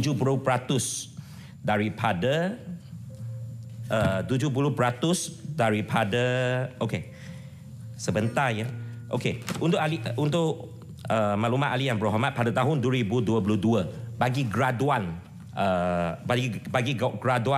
diploma dari KV, sejumlah 80.38% telah menceburi bidang kerja, 11.3% menyambung pengajian di universiti awam ataupun universiti swasta ataupun di universiti di bawah rangkaian Malaysia Technical University Network, dan 8.69% menjadi usahawan. Dan keboleh pasaran graduan graduan KV adalah amat tinggi bagi negara kita, iaitu sebanyak 99.38% setakat statistik pada tahun 2022. Terima kasih. Sekarang saya jemput Okey, Datuk, saya rasa minta pencerahan sebab tadi yang saya tanya kesannya kepada IPT. Apakah mungkin Menteri belum memberi pencerahan? Ya, terima kasih ahli yang berhormat Senator. Berkenaan kesan seperti yang saya jawab dalam jawapan pertama saya tadi, kedua-dua lepasan daripada SPM dan SVM mempunyai jalan dan juga jalan hadapan masing-masing, dan kedua-dua daripada SPM ataupun SVM mempunyai peluang untuk memasuki universiti-universiti yang menawarkan subjek ataupun pengkhususan masing-masing. So bagi kita untuk lepasan TVET memang tak ada masalah kerana ada option-option yang diberikan seperti yang disebut oleh saya, dan untuk lepasan SPM yang masuk ke matrikulasi ataupun di STPM juga IPTA kita ada saya percaya bahawa IPTA kita ada menawarkan kekosongan yang mencukupi untuk menampung keperluan. Terima kasih. Baik, Jusin, tak ada tambahan jelas Masih tak jawab. Baik, boleh tanya di luar Dewan Nas. Okey, sekarang saya jemput Datuk Zurainah binti Musa. Terima kasih Datuk Yang di-Pertua. Soalan saya nombor 9. Baik, Menteri. Terima kasih Datuk Yang di-Pertua. Terima kasih Yang Berhormat Senator. Datuk Yang di-Pertua, penggubalan PTKPN, Pelan Tindakan Kesihatan Planetary Nasional yang berpaksikan sains, teknologi, inovasi dan ekonomi STIE ini diputuskan oleh Majlis Sains Negara NSC pada 9 April 2022 yang dipengerusikan oleh Yang Amat Berhormat Perdana Menteri. Ia dipersetujui sebulat suara oleh kementerian utama yang berkaitan pada masa itu, termasuk KETSA dan KKM dan juga Wakil Industri FMM. Ini adalah berikutan keperluan yang merunsing konsolidasi tadbir urus dan usaha berkaitan pemeliharaan alam semula jadi, kesihatan manusia dan pembangunan sosioekonomi di dalam negara bagi menangani isu berkaitan kesihatan planet yang bakal memberikan impak disruptif pada masa hadapan sekiranya tidak dibendung seperti peristiwa pandemik COVID-19 yang melanda dunia 2 tahun yang lepas. Ia juga bakal meningkatkan tahap penerapan aspek kesihatan planet di semua peringkat yang melibatkan 4 pemegang taruh utama Quadruple Helix, iaitu kerajaan, akademia, industri dan masyarakat sivil melalui pendekatan sains, teknologi dan inovasi STI bagi pemeliharaan dan pemuliharaan planet kita. 6 tonggak utama bagi pelan tindakan ini adalah: pertama, tadbir urus governance; kedua, alam sekitar dan kesihatan environment and health; ketiga, peralihan tenaga energy transition; keempat, kelestarian makanan sustainable food; kelima, penyelidikan dan pendidikan research and education; keenam, nilai-nilai murni komunikasi, perubahan tingkah laku dan anjakan budaya masyarakat dengan izin values communication, behavioral change, values and cultural society. Datuk Yang di-Pertua, bagi memastikan tiada pertindihan PTKPN ini dengan usaha pihak kementerian lain, keseluruhan pembangunan pelan ini mengguna pakai pendekatan seluruh negara, whole of nation approach, dengan penglibatan semua pemegang taruh Quadruple Helix melalui sesi libat urus yang intensif dan menyeluruh sepanjang pembangunan pelan ini. Pihak Akademi Sains Malaysia telah mengadakan perbincangan dan sesi penerangan bersama pihak Kementerian Kesihatan Malaysia dan Kementerian Sumber Asli, Alam Sekitar dan Perubahan Iklim NLRIS mengenai pembangunan pelan tindakan ini. Tambahan lagi, Jawatan Kuasa Kerja Pembangunan Pelan Tindakan ini juga melibatkan wakil-wakil daripada kementerian dan industri yang berkaitan bagi memastikan semua inisiatif dan usaha sedia ada daripada pelbagai pihak diambil kira dan diharmonikan sebagai MPHAP supaya tiada sebarang pertindihan atau percenggahan.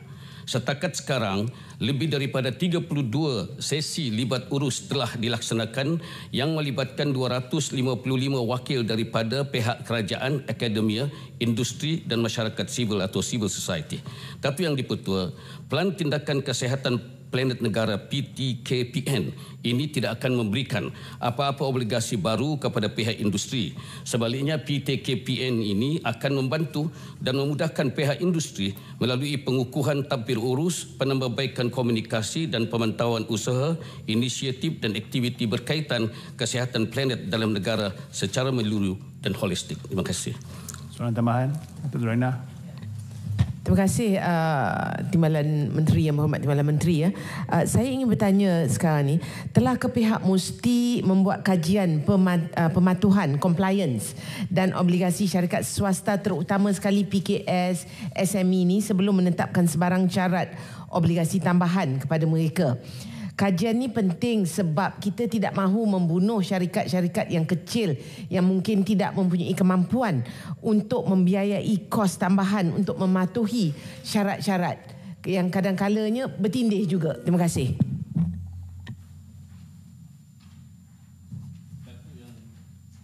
Datuk Yang di-Pertua, terima kasih atas pandangan, cadangan dan soalan Yang Berhormat Senator. Seperti penjelasan saya sebentar tadi, pembangunan PTPKN ini telah melibatkan sesi libat urus bersama industri dan tidak akan memberikan apa-apa obligasi baru kepada pihak industri. Sebaliknya, plan ini akan membantu memudahkan pihak industri melalui pengukuhan tadbir urus, penambahbaikan komunikasi dan pemantauan usaha serta inisiatif dan aktiviti-aktiviti berkaitan kesihatan planet dalam negara secara menyeluruh dan holistik.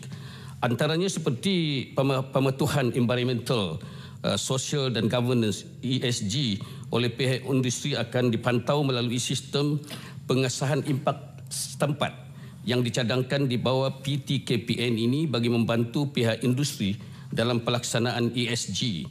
Ia juga membantu industri di dalam negara dan memudah cara dalam usaha kelestarian dan perniagaan masing-masing yang turut memenuhi piawaian perniagaan di peringkat antarabangsa pada masa ini.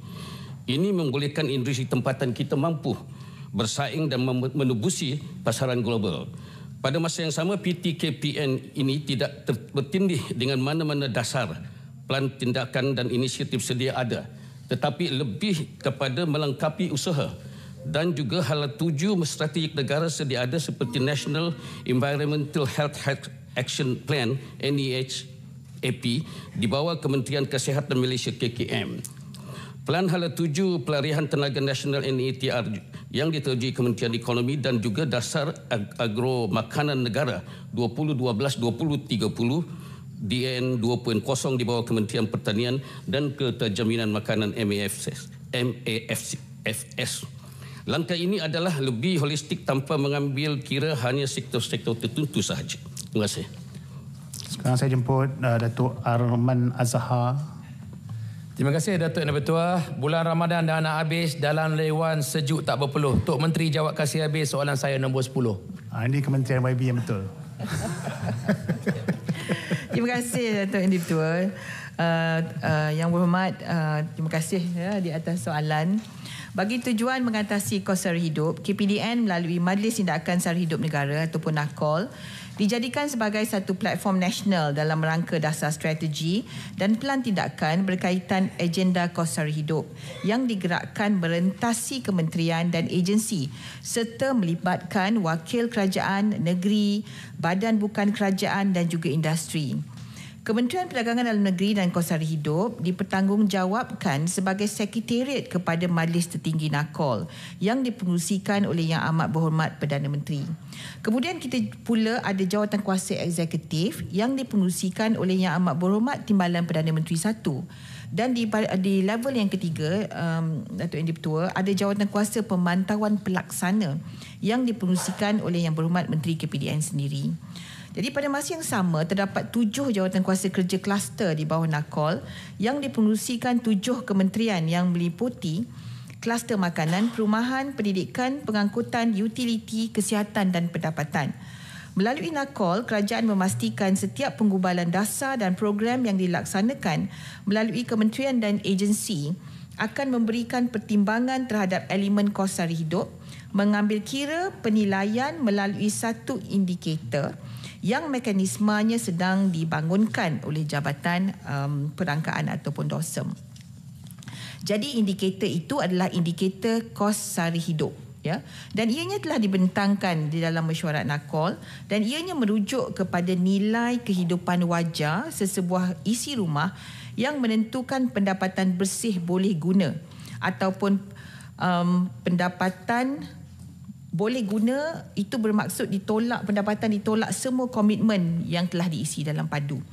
Jadi ini apa yang dimaksudkan dengan kehidupan wajar ni Datuk Ini Ketua. Jadi Yang Berhormat Senator bertanya berkenaan dengan rangka jangka panjang. Perlu kita definisikan apa dia kehidupan wajar ini ataupun kehidupan yang bermaruah Datuk Ini Ketua. Di bawah 7 kluster itu kita melihat kepada contohnya perumahan. Kalau perumahan ini bukan setakat bumbung a roof over our head dengan izin Datuk Ketua. Kalau bermaruah tu seelok-eloknya 3 bilik, ada anak lelaki, anak perempuan dan sebagainya. Ya, ada bilik untuk ibu bapa. Jadi itu maksudnya kehidupan yang bermaruah. Jadi pembangunan indikator ini dia mengambil kira semua keperluan, ya, dan lokasi, demografi, tanggungjawab setiap keluarga itu. Dan indikator ini menggunakan data Household Expenditure Survey. Untuk Yang Ketua, kerana Household Expenditure Survey ini dia mengambil kira pelbagai aspek yang saya katakan tadi. Jadi itulah apabila kita melihat kepada strategi jangka masa panjang, kita mahu untuk meningkatkan disposable income ataupun kemampuan berbelanja, perlu ditingkatkan pendapatan dan dikurangkan kos. Ya, distabilkan kos. Jadi apa yang kita perlu buat? Contohnya dalam 7 kluster tadi kita perlu tengok kepada keterjaminan makanan. Sekarang ini kita SSL kita berkenaan dengan bawang contohnya kosong. Kita tidak tanam bawang lagi. Kita baru nak mula tanam bawang contohnya. Daging lembu SSL kita 30%, ya. Beras begitu 60%, ya. Jadi kita perlu meningkatkan mengurangkan kos pengeluaran, contohnya berkenaan dengan perubatan. Dalam mesyuarat NACOL pada 19 Mac 2024, Yang Amat Berhormat Perdana Menteri memohon supaya Kementerian Kesihatan menyegerakan usaha untuk menghasilkan ubatan generik kerana ia akan mengurangkan kos. Jadi kita kena tengok setiap itu dan akhirnya apabila kita mempunyai data dalam padu itu, kita bolehlah menyasarkan subsidi itu untuk membantu mengurangkan kos sara hidup keluarga-keluarga isi rumah yang memerlukan. Itulah dia jangka panjangnya. Terima kasih Tuan. Soalan tambahan? Terima kasih Timbalan Menteri. Hari ini kita lihat satu persatu subsidi ditarik oleh kerajaan bagi memberi laluan kepada penjimatan belanjawan negara atas alasan membendung ketirisan. Namun subsidi bersasar ini diperkenalkan sedia ada tidak mampu membendung kestabilan kos sara hidup. Kos barangan semakin hari mencanak naik. Jadi apakah justifikasi kementerian terhadap senario ini? Yang kedua, peningkatan barang runcit dan makanan ditambah dengan pelbagai cukai baru diperkenalkan seterusnya menekan rakyat dengan kos sara hidup yang makin meningkat. Bagaimanakah kementerian mengambil langkah mitigasi untuk mengawal situasi ini daripada menjadi semakin parah seterusnya menekan rakyat di luar sana kerana kita kerajaan perpaduan sentiasa kena bantu rakyat di bawah. Menteri. Ya, ada dua bahagian yang saya nak jawab. Yang pertama, apa yang dikatakan oleh Yang Berhormat Senator tadi berkenaan dengan harga barang naik, ya. Kita kena lihat kepada kos pengeluaran. Kos pengeluaran itu melibatkan kos bahan mentah. Yang Berhormat Senator, kos bahan mentah itu ada yang di luar kawalan kita. Contohnya apabila kita import beras, ya. Apabila kita import beras dan India melarang ekspor beras mereka contohnya, dan maka akan naiklah demand itu tinggi kepada negara-negara pengeluar yang lain. Kita juga import bawang 100%, kita import gula mentah 100%. Datuk Yang Dipertua. Jadi ini di luar kawalan kita ya. Climate change juga di luar kawalan kita. Geopolitik seperti perang juga di luar kawalan kita. Jadi apabila barang itu, harga itu, kos pengeluaran itu meningkat, ianya harus juga dikaitkan dengan tadi disposable income tu, dia kena naiklah juga pendapatan. Sebab itu kita kaji juga pendapat gaji progresif dan sebagainya. Akan tetapi apabila Yang Berhormat Senator mengatakan berkenaan dengan subsidi ditarik, saya to be fair Tok Yang Dipertua, subsidi yang ditarik sekarang ini, kita tarik subsidi ayam. Apabila kita tarik subsidi ayam dulu, sebelum kita tarik subsidi ayam, harga maksimum ayam, harga siling ayam RM9.40 sekilo. Dan pada ketika itu peniaga tidak mampu menjual dengan harga RM9.40 sekilo. Peniaga terpaksa ada hidden cost, potong tu RM1 lagi charge. Ya, akhirnya RM10.40. Akan tetapi apabila kita floatkan, kita apungkan harga ayam, kita benteras kartel yang kacau dengan makanan ayam itu, kita lawan habis-habisan ya, kerana 70% daripada kos pengeluaran ialah makanan ayam. Ya, kos pengeluaran ayam 70% ialah makanan. Ya, bila kartel ada kat situ, kita benteras kartel, kita charge mereka, ya, kita lawan mereka habis-habisan, dan akhirnya apabila kita tarik subsidi, kita selamatkan duit rakyat, harga ayam turun. Bukan harga ayam naik. Ya, ini saya nak bagi fakta lah. Ya. Jadi tidaklah benar kalau kita kata pentarikan subsidi itu menaikkan harga barang. Dan sekiranya pada masa hadapan kita tarik subsidi dengan data daripada Padu, kita mahu menyasarkan kepada yang layak. Yang layak menerima. Dan yang layak menerima itu tidak semestinya dia B40. Dia mungkin B80. Ya, itu berdasarkan kepada data yang kita kumpul daripada Padu nanti. Terima kasih Tuan. Lagi soalan untuk soalan tambahan. Haji Hussein dah dua kali dah. Tapi kepingin juga tu. Ya, terima kasih Datuk Yang Dipertua kerana bersama saya. Habis pun saya belum lagi jemput Habib pun. Sekarang saya jemput. Terima kasih. Saya memang jangka Datuk akan beri pada saya. Terima kasih. Jadi saya tak nak buang masa lah. Jadi soalan saya ini kerana alang-alang Timbalan Menteri mengatakan dengan Padu tadi itu ada sasaran bantuan itu. Jadi saya mendapat komplain daripada rakyat di Sarawak terutamanya kerana kita ada memiliki 4-wheel drive, terpaksa membeli 4-wheel drive kerana jalan raya di pedalaman tidak ada. Jadi apabila kita yang memiliki 4-wheel drive ini sebenarnya juga dalam golongan yang miskin, tidak kena sasaran ini. Ini mohon dipertimbangkan oleh kerajaan nanti. Banyak komplain tentang perkara. Terima kasih. Ya, terima kasih Yang Berhormat Senator Abun Swi. Saya mengandaikan soalan itu menjurus kepada subsidi diesel, ya, subsidi diesel. Ya, betul, kita sekarang baru menjalankan projek rintis Datuk Dipertua. Baru dalam projek rintis. Subsidi belum ditarik lagi, ya. Kita baru melaksanakan projek rintis. Ada 9 kategori yang kita kenal pasti dalam projek rintis ini. Betul, kita ketahui bahawa 4-wheel ataupun 4-wheel drive ini dengan izin Datuk Dipertua belum termasuk, tapi kita telah terima aduan ini dan sekiranya perlu dimasukkan, ya, kita sedang menjalankan libat urus, ya, masih berterusan menjalankan libat urus, dan sekiranya ianya perlu dimasukkan, ianya akan dimasukkan nanti, insya-Allah. Terima kasih Tuan. Terima kasih. Yang terakhir kod ada ruang lagi. Saya nak bagi peluang pada penanya soalan selepas ni, jadi biarlah kita terus pada soalan daripada Datuk Lim Peh Han. Saya nombor soalan saya. Nombor soalan nombor 11. Terima kasih Yang Datuk Seri. Terima kasih Datuk Sri Yang Dipertua. Terima kasih Yang Berhormat Senator Datuk Lim. Datuk Sri Yang Dipertua, KPM mempunyai perancangan untuk membuat perluasan pusat permata kurnia di semua negeri bagi memastikan lebih ramai kanak-kanak autism menerima intervensi dan pendidikan awal. Cadangan perluasan ini adalah untuk adalah untuk memenuhi peningkatan permintaan ibu bapa yang mempunyai anak autism serta membimbing ibu bapa dan komuniti dalam mengurus kanak-kanak autism. Usaha ini adalah sebahagian daripada inisiatif KPM melalui Rancangan Malaysia ke-12 2021 sehingga 2025. Pusat Permata Kurnia menyediakan 3 program bagi membantu perkembangan kanak-kanak autism, iaitu nombor 1 program harian, nombor 2 program sokongan keluarga dan nombor 3 program pendidikan komuniti. Pada masa ini terdapat 2 buah pusat Permata Kurnia telah diwujudkan, iaitu di Kuala Lumpur dan Putrajaya. Manakala 2 buah lagi pusat telah diluluskan pembinaannya, iaitu di Kedah dan di Perlis.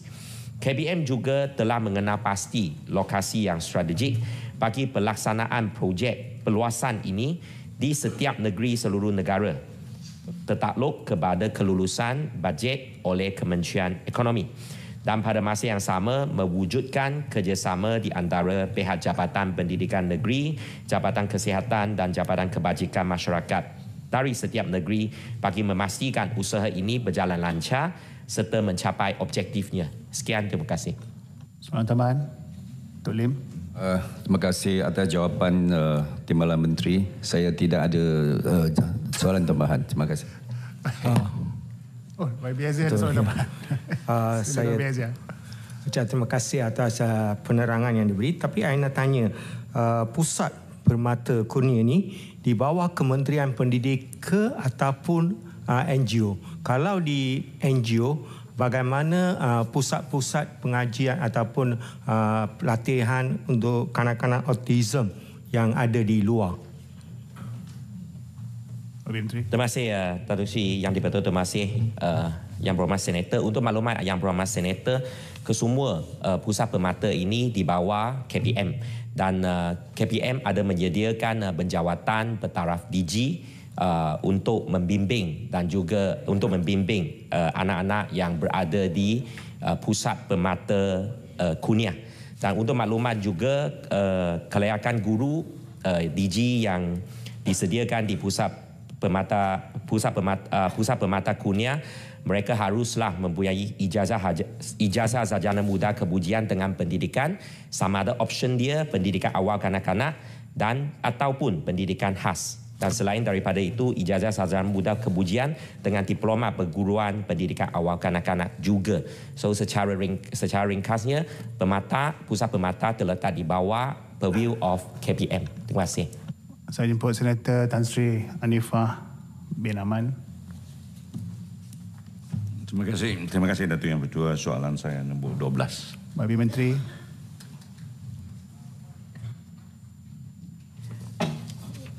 Datuk Yang di-Pertua, terima kasih Yang Berhormat Senator Tan Sri. Bermula 26 Februari 2024, pelaksanaan skim perubatan madani telah difokuskan kepada 10 daerah sahaja.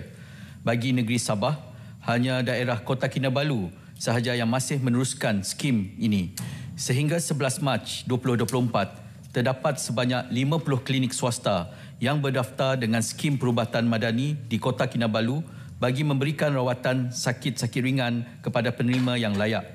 Untuk penerima yang layak di Kota Kinabalu, terdapat 60,709 orang daripada 19,775 keluarga B40 boleh mendapatkan rawatan secara percuma sehingga baki dan peruntukan skim perubatan madani ini digunakan sepenuhnya. Untuk maklumat Yang Berhormat Senator, wilayah Persekutuan Labuan pula tidak tersenarai dalam 10 daerah yang difokuskan seperti yang dinyatakan. Terima kasih. Soalan tambahan, Tan Sri. Terima kasih Datuk Yang Pertua. Terima kasih atas jawapan yang dikemukakan. Saya ingin bertanya pada Yang Berhormat Menteri, apakah langkah-langkah kementerian bagi menyampaikan perkhidmatan perubatan yang holistik kepada rakyat, terutama sekali di pendalaman Sabah, dan juga apakah langkah-langkah sedia ada untuk menaik taraf klinik yang lama dan juga yang usang? Terima kasih. Pak Menteri. Terima kasih Yang Berhormat Tan Sri.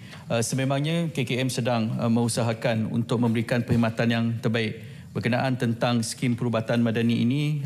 Tujuan kita untuk mengecilkan penerima ataupun daerah-daerah sehingga 10 daerah saja adalah kerana ini adalah perancangan asal skim perubatan madani yang ingin memberikan penumpuan untuk mengurangkan kesesakan di hospital, dan juga Hospital Queen E adalah merupakan salah satu hospital yang ketika ini mempunyai kadar kedatangan dan juga kecemasan yang sangat tinggi. Dan selain daripada itu, berkenaan tentang usaha-usaha untuk menaikkan fasilitis kesihatan yang daif di Sabah, saya telah melawat Sabah berulang kali dan saya melihat keadaan klinik-klinik di Sabah adalah menyerupai klinik-klinik di Sarawak dan juga di kawasan luar bandar di Semenanjung.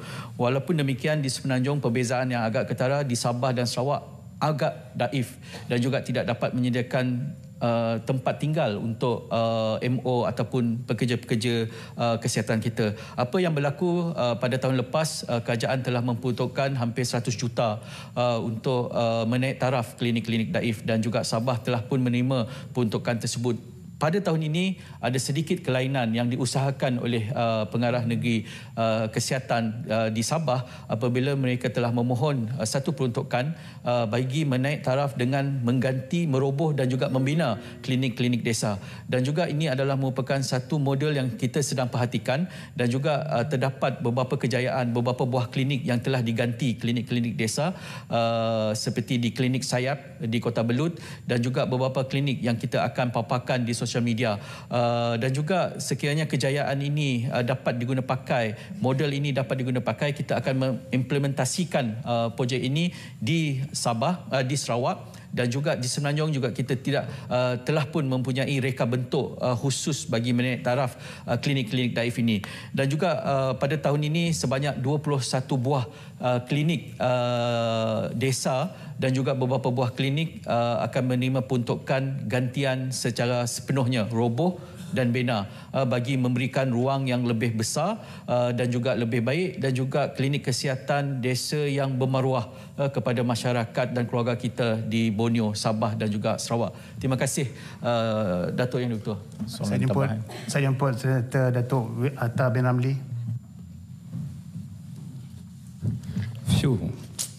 Dapat juga Terima kasih. Soalan terlulas 13. Sorry. Pak Menteri. Terima kasih Datuk Yang Di-Pertua. Seronok dia nak tanya soalan. Terima kasih. Saya pun seronok je sikit. Terima kasih Yang Berhormat Senator atas soalan. Datuk Yang Di-Pertua, izinkan saya untuk menjawab secara bersekali pertanyaan jawab selisan pada 4 April 2024 iaitu esok oleh Yang Berhormat Senator Datuk Wira Dr. Muhammad Atta bin Ramli. Ini kerana ianya menyentuh mengenai isu yang sama, iaitu berkenaan kawal selia teknologi kecerdasan buatan artificial intelligence. Boleh ya? Boleh. Datuk Yang Di-Pertua, dalam era di mana sains dan teknologi memainkan peranan yang besar dalam kehidupan, rakyat telah didedahkan kepada konsep kecerdasan buatan atau AI ataupun artificial intelligence AI dan aplikasinya yang semakin meluas. Walaupun kita sedar akan kepentingan dan kebaikan teknologi AI kepada rakyat dan negara, penggunaan teknologi AI perlu dikawal selia bagi mencegah penyalahgunaan atas maksud tertentu. Buat masa ini, pemantauan dan kawalan ke atas teknologi digital seperti AI ini masih berada di bawah akta dan perundangan sedia ada seperti Akta Komunikasi dan Multimedia, Akta Perlindungan Data Pribadi, Akta Transaksi Elektronik dan lain-lain. Kaedah perundangan mempunyai beberapa kelebihan khusus yang tidak terdapat pada mekanisme kawal selia yang lain seperti penguatkuasaan menangani isu dengan sistematik dan rangka kerja yang komprehensif. Tetapi kebergantungan semata-mata kepada mekanisme perundangan akan boleh merancatkan perkembangan inovasi teknologi AI dalam negara. Ini kerana kaedah perundangan hanyalah salah satu daripada mekanisme untuk mengawal selia teknologi AI selain standard kod etika, pengauditan dan penilaian impak dan juga pendidikan dan program kesedaran. Justru selaku kementerian yang menerjui sains, teknologi dan inovasi negara mesti telah merangka garis panduan governance dan etika kecerdasan buatan atau dengan izin Artificial Intelligence Governance and Ethics AIGE. Garis panduan ini dibangunkan khusus untuk 3 kategori utama, iaitu pengguna dan orang awam, penggubal polisi dan juga penyedia dan pembangun teknologi berasaskan AI. Secara umumnya, AIGE ini menerangkan bagaimana 7 prinsip AI yang bertanggungjawab dapat diterjemah dan diterapkan oleh ketiga-tiga kategori utama. Ketujuh prinsip AI yang bertanggungjawab ini adalah pertamanya keadilan, kedua kebolehpercayaan, keselamatan dan kawalan, ketiga privasi dan keselamatan, keempat keterangkuman, kelima ketelusan, keenam accountability dan ketujuh kemaslahatan dan kebahagiaan manusia. Untuk makluman ahli yang berhormat, garis panduan ini jangka akan dilancarkan dalam masa yang terdekat. Pematuhan kepada garis panduan ini dapat memastikan penggunaan AI secara beretika dan selamat, termasuklah membendung risiko dan impak negatif yang timbul daripada penggunaan aplikasi AI seperti Sora. Terima kasih. Soalan tambahan. Terima kasih Tok Mentua, terima kasih Tok Menteri. Saya rasa jawapan untuk dua soalan saya hari ini dan esok, masuk soalan tambahan ini lengkap. Cuma, adakah kementerian menyediakan satu rapid task force untuk mengesan penyalahgunaan AI supaya tidak merebak menjadi fitnah yang besar dalam negara kita? Terima kasih. Pak Menteri. Seperti yang saya telah sentuh awal tadi, kita memang yang kita nyatakan tadi telah membangun satu garis panduan. Garis panduan ini memang tujuannya adalah antaranya juga untuk mengawal daripada berlakunya fitnah ini. Makanya buat masa ini pemantauan dan juga kawalan ke atas teknologi digital seperti AI ini masih berada di bawah akta, seperti yang sebut tadi, komunikasi. Dan inilah antaranya untuk kita cuba mengatasi. Bila mana kita sudah laksanakan garis panduan ini, tentu akan ada susulan kepada cara kita menyeliah kepada mengelak daripada perkara-perkara yang negatif dalam penggunaan teknologi AI. Terima kasih.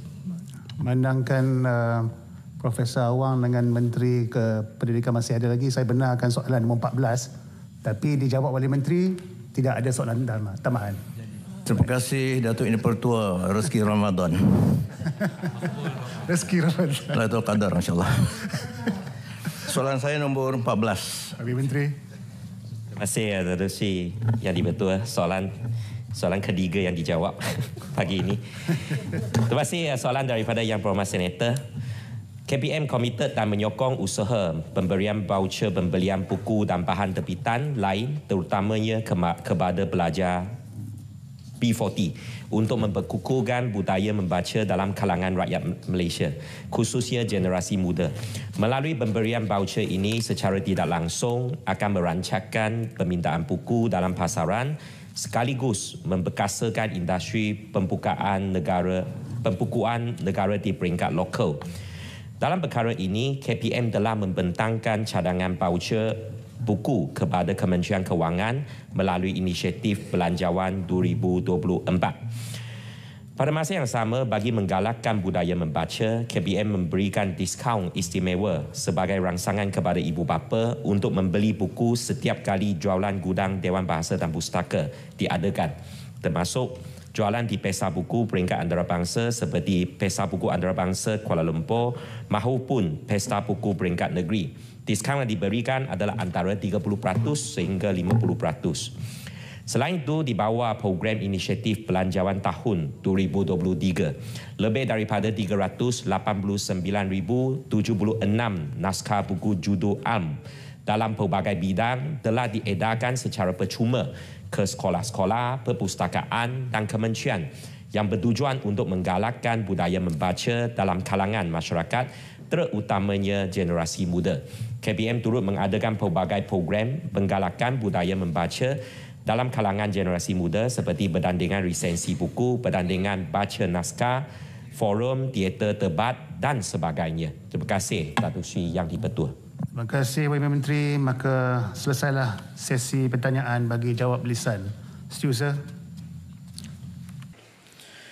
Aturan Urusan Mesyuarat dan Usul-Usul DR3 Palang 2024. Rang Undang-Undang Wang Tak Dituntut Pindaan 2024. Bacaan kali yang kedua. Dipersilakan YB Menteri. Terima kasih Datuk Yang Dipertua. Tuan Yang di-Pertua, saya mohon mencadangkan suatu akta untuk meminda Akta Wang Tak Dituntut 1965 Akta 370 dibacakan kali kedua sekarang. Datuk Tuan Yang di-Pertua, untuk maklumat ahli yang berhormat, Akta Wang Tak Dituntut WTD 1965 Akta 370 telah digubal pada 1965 dan mula berkuat kuasa pada 1 Jun 1975. Menteri Kewangan Malaysia telah melantik Akauntan Negara Malaysia sebagai pendaftar wang tak dituntut bagi memastikan pelaksanaan dan pematuhan Akta 370. Tujuan pelantikan pendaftar wang tak dituntut adalah sebagai pemegang amanah yang diserah kepadanya seperti berikut. Mempertingkatkan kesedaran tentang hak dan tanggungjawab individu serta syarikat dan firma terhadap Akta 370, mempertingkatkan pematuhan syarikat dan firma yang tertakluk di bawah Akta 370, memastikan sistem pengurusan maklumat WTD diselenggara dengan baik dan melaksanakan proses pembayaran balik WTD dengan cekap dan tepat kepada empunya yang berhak. WTD diperuntukkan di bawah Seksyen 8 Akta 370 seperti yang berikut. Subsection 8(A), semua wang yang dikena dibayar di sisi undang-undang kepada empunyanya dan tetap tidak dibayar bagi tempoh tidak kurang daripada 1 tahun selepas wang itu menjadi kena dibayar seperti gaji, bonus, komisen, upah, dividen, deposit dan insurans. Subsection 8(B), semua wang dalam kredit suatu akaun yang tidak dikendalikan dalam apa jua cara oleh empunya bagi tempoh tidak kurang daripada 7 tahun, seperti akaun simpanan, akaun semasa, simpanan tetap. Dan subsection 8(C), semua wang dalam kredit suatu akaun perdagangan yang berterusan tidak aktif bagi tempoh tidak kurang daripada 2 tahun, seperti pemihutang dagangan serta penghutang dagangan berbaki kredit. Akta 370 subsection 10(1) dan subsection 10(2) mewajibkan kepada setiap syarikat atau firma yang mempunyai WTD untuk menyelenggara suatu daftar WTD dan menyerahkannya kepada pendaftar WTD pada tempoh yang ditetapkan. Selaras dengan tugas-tugas di atas, Jabatan Akauntan Negara Malaysia dalam usaha menambah baik pengoperasian dan pengurusan WTD telah membuat kajian perbandingan dengan beberapa negara seperti United States of America, Emirat Arab Bersatu, Singapura, New Zealand, Ireland, Australia dan Switzerland, lalu mencadangkan untuk meminda beberapa perkara berkaitan selaras dengan keperluan semasa. Datuk Yang di-Pertua, adalah dimaklumkan Akta Wang Tak Dituntut 1965 terdiri daripada 2 bahagian, iaitu bahagian 1 wang dalam mahkamah dan bahagian 2 wang dalam syarikat dan firma. Bahagian 1 mengandungi 3 seksyen dan bahagian 2 mengandungi 11 seksyen.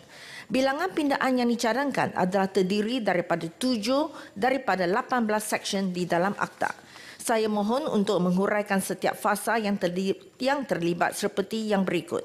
Fasa 1 mengandungi tajuk ringkas dan peruntukan mengenai permulaan kuat kuasa akta yang dicadangkan. Akta ini akan dinamakan Akta Wang Tak Dituntut (Pindaan) 2024 yang akan berkuat kuasa pada tarikh yang ditetapkan oleh Menteri melalui pemberitahuan dalam warta.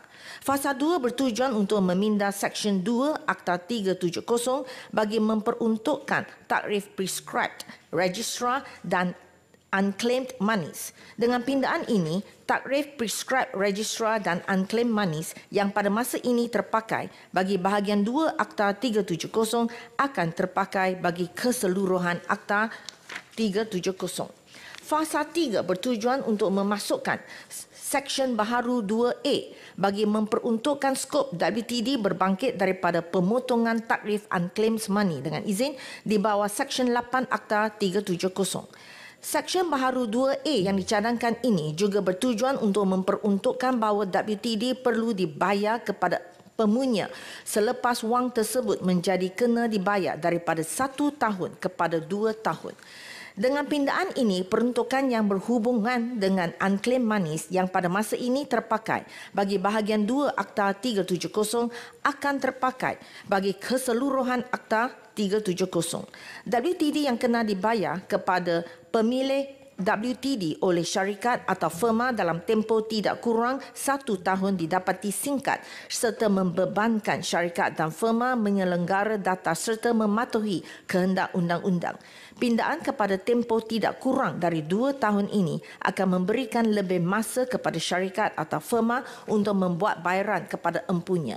Fasa 4 bertujuan untuk memasukkan Seksyen baharu 4A berbangkit daripada pemotongan Seksyen 9 Akta 370 yang berhubungan dengan pendaftar wang tak dituntut. Seksyen baharu 4A yang dicadangkan juga bertujuan untuk membenarkan menteri untuk melantik mana-mana pegawai dalam perkhidmatan kerajaan sebagai pendaftar wang tak dituntut dan seorang atau lebih pegawai dalam perkhidmatan kerajaan sebagai timbalan pendaftar wang tak dituntut dan penolong pendaftar wang tak dituntut.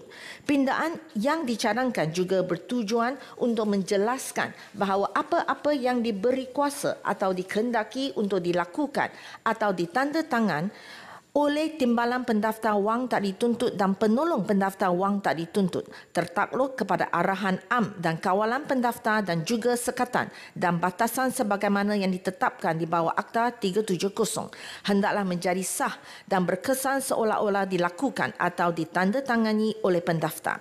Fasa 5 dan 6 bertujuan untuk memindah Seksyen 5 dan 6 Akta 370 bagi memperuntukkan bahawa hanya pendaftar, timbalan pendaftar dan penolong pendaftar yang dilantik oleh menteri sebagai orang yang bertanggungjawab bagi menguruskan WTD dan security tak dituntut atau STD di bawah Akta 370. Pindaan Seksyen 5 dan 6 ini adalah bertujuan bagi memastikan pendaftar WTD dan orang yang diberi kuasa sahaja yang dibenarkan untuk menguruskan STD termasuk menjual, melupus, membayar dan memindahkan ke akaun hasil disatukan yang masih perlu melalui kuasa Hakim Mahkamah Tinggi untuk membuat perintah letak hak. Fasa 7 bertujuan untuk memotong takrif prescribed registrar dan unclaimed money di bawah Seksyen 8 Akta 370 berbangkit daripada pindaan yang dibuat kepada Seksyen 2 dan Seksyen baharu 2A yang dicadangkan. Fasa 8 bertujuan untuk memotong Seksyen 9 berbangkit daripada pindaan yang dibuat kepada Seksyen 2, 2A, 4A, 5 dan 6 yang dicadangkan. Fasa 9 bertujuan untuk memindah subseksyen 10A kurungan 1 Akta 370 bagi memperuntukkan daftar wang tak dituntut yang mengandungi butil-butil tentang WTD yang dipegang oleh syarikat atau firma yang kekal tidak dibayar sehingga ke hari terakhir bulan Disember tahun yang sebelumnya hendaklah disiarkan melalui perantara elektronik atau secara penyampaian elektronik. Kaedah perwataan sedia ada ini membebankan kerajaan di mana purata kos perwataan adalah 10.5 juta ringgit setahun dan kos terkini telah mencecah sehingga 15.5 juta ringgit setahun. Pada tahun 2023 dapat dijimatkan dengan pindaan subseksyen 10 kurungan A1 ini. Bagi menambah baik kaedah pemakluman WTD, Jabatan Akauntan Negara Malaysia telah mula menggunakan kaedah dalam talian menggunakan sistem e-Gumis pada tahun 2020 sebagai medium pemakluman, semakan dan permohonan tuntutan bayaran balik WTD. Penggunaan aplikasi dalam talian ini telah pun diamalkan oleh negara lain seperti New Zealand, Australia, Ireland, Singapura dan Switzerland. Fasa 10 bertujuan untuk memindah subseksyen 11 kurungan 2 Akta 370 bagi mengurangkan tempoh WTD yang dikreditkan ke akaun amanah disatukan setakat yang WTD itu belum dibayar kepada akaun amanah disatukan di bawah bahagian 2 Akta 370 daripada 15 tahun kepada 10 tahun. Pindaan yang dicadangkan bertujuan untuk membolehkan WTD dipindahkan ke akaun hasil disatukan apabila luput tempoh 10 tahun dari tarikh wang itu dikreditkan ke akaun amanah disatukan. WTD yang dipindah ke akaun hasil disatukan dapat menyumbang kepada keperluan perbelanjaan kerajaan terutamanya dalam memenuhi objektif sosial ekonomi negara serta langkah pemulihan ekonomi. Walaupun pindaan WTD dibuat ke akaun hasil disatukan, tuntutan masih boleh dibuat. Sekiranya rang undang-undang ini diluluskan, jumlah WTD yang akan dipindahkan ke akaun hasil disatukan mencecah 1.98 bilion ringgit pada awal pelaksanaan. Fasa 11 bertujuan untuk meminda Seksyen 15 berbangkit daripada pindaan yang dibuat dalam Seksyen 2 Akta 370 berhubung dengan takrif prescribe. Dengan pindaan ini, peruntukan ini yang pada masa ini terpakai bagi bahagian 2 Akta 370 akan terpakai bagi keseluruhan Akta 370. Fasa 12 mengandungi peruntukan kecualian dan peralihan. Datuk Yang di-Pertua, kesimpulannya, rang undang-undang wang tak dituntut pindaan 2024 di bawah Kementerian Kewangan ini adalah perlu dan penting untuk kelancaran operasi pengurusan WTD supaya lebih cekap, efisien dan dapat meningkatkan pematuhan syarikat atau firma terhadap Akta 370 serta mempamerkan mesej yang jelas mengenai komitmen kerajaan dalam memperkukuhkan tadbir urus WTD. Selain itu, pindaan ini juga akan selaras dengan keperluan semasa demi menjaga kepentingan orang awam terutama empunya WTD.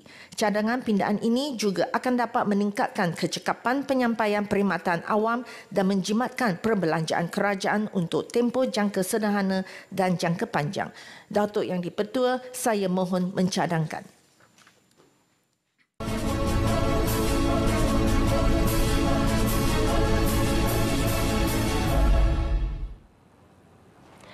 Assalamualaikum, salam sejahtera dan salam Malaysia Madani. Bertemu kita sekali lagi bagi langsung dari Parlimen bagi Dewan Negara. Dan ketika ini sedang berlangsungnya penggulungan perbahasan bagi rang undang-undang wang tidak dituntut bagi bacaan kali kedua oleh Timbalan Menteri Kewangan yang berhormat Lim Hui Ying. Dan juga sebelum ini sebanyak 14 soalan sudah pun dijawab di dalam pertanyaan-pertanyaan bagi jawab lisan. Dan kalau boleh saya kongsikan sekali lagi tentang apa yang telah diajukan oleh Senator Datuk Seri Dr. Mujahid bin Yusof pada soalan pertama dan dijawab oleh Timbalan Menteri Pertahanan yang berhormat Tuan Haji Adli bin Zahari, di mana beliau mengatakan bahawa kerajaan sentiasa memastikan perolehan yang dilaksanakan melalui kaedah government to government ataupun G2G masih mengikut peraturan dan pekeliling yang berkuasa. Dan selain itu juga perundingan hanya akan dilaksanakan dengan syarikat yang dipilih oleh kerajaan negara terlibat setelah Kementerian Pertahanan melaksanakan due diligence berkaitan keupayaan dan kewangan sesebuah syarikat itu. Dan selain itu soalan tambahan yang turut diajukan oleh Datuk Seri Dr. Muhajir berkaitan dengan soalan transfer teknologi supaya tidak berlaku kebergantungan berterusan kepada pembekal. Dan kementerian kini katanya dalam usaha untuk memperbaiki MOU sedia ada dengan negara yang terlibat dengan pembelian aset-aset pertahanan negara, dan beliau berkata di dalam kontrak yang dipersetujui juga terdapat satu bentuk kerjasama yang dikenali sebagai Industrial Collaboration Program ataupun ICP. Dan beliau turut menambah bahawa fokus negara kini kebanyakan adalah ke arah MRO ataupun Maintenance Repair Overhaul supaya dalam jangka masa panjang bukan sahaja dapat menjimatkan kos tetapi juga berupaya dalam menggunakan kepakaran-pakaran tempatan dalam industri dan pembelian aset. Juga kalau boleh saya kongsikan juga soalan ketiga yang diajukan oleh Senator Datuk Ahmad bin Datuk Seri Haji Ibrahim yang dijawab oleh Timbalan Menteri Perumahan dan Kerajaan Tempatan yang berhormat Fuziah Saleh, di mana beliau mengatakan bagi tahun 2022 sehingga kini pihak berkuasa tempatan ataupun PBT telah menjalankan 2031 operasi penguatkuasaan terhadap premis perniagaan yang melibatkan warga asing. Baik saudara, selain di TV1 juga di saluran berita RTM juga anda boleh saksikan kami di rtm.klik.rtm.gov.my, Palang RTM Parlimen juga di rtmparlimen.rtm.gov.my, juga dengan muat turun mudah RTM Klik ke telefon pintar anda di App Store, Play Store dan Huawei Apps Gallery. Baik, sekian sahaja daripada kami di Dewan Negara. Jangan lupa untuk teruskan kami pada jam 2.30 petang nanti di saluran berita RTM. Assalamualaikum dan jumpa lagi.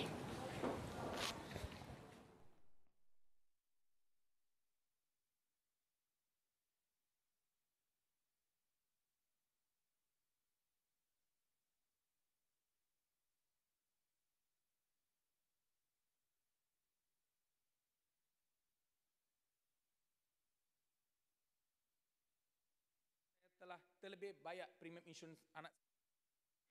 Ini merupakan satu syarikat multinational insurans yang terkemuka. Kenapa mereka tidak menghubungi saya terlebih dahulu sebelum isu ini berlaku? saya menyarankan agar semua rakyat Malaysia termasuk ahli-ahli dewan di sini membuat semakan dengan Jabatan Akaun Negara. Saya harap dengan pindahan RUU ini kita dapat menutup kelompongan ini dan mendesak syarikat untuk menunjukkan bahawa mereka telah berusaha sedaya upaya untuk memulangkan wang yang sepatutnya menjadi milik pelanggan mereka. Berdasarkan perkara-perkara yang saya bangkitkan tadi, saya ingin mengajukan beberapa persoalan saya kepada Yang Berhormat Menteri. Pertama, berapakah jumlah wang tidak dituntut bermula dari tahun berkuat kuasa Akta 370 ini sehingga 29 Februari 2024? Kedua,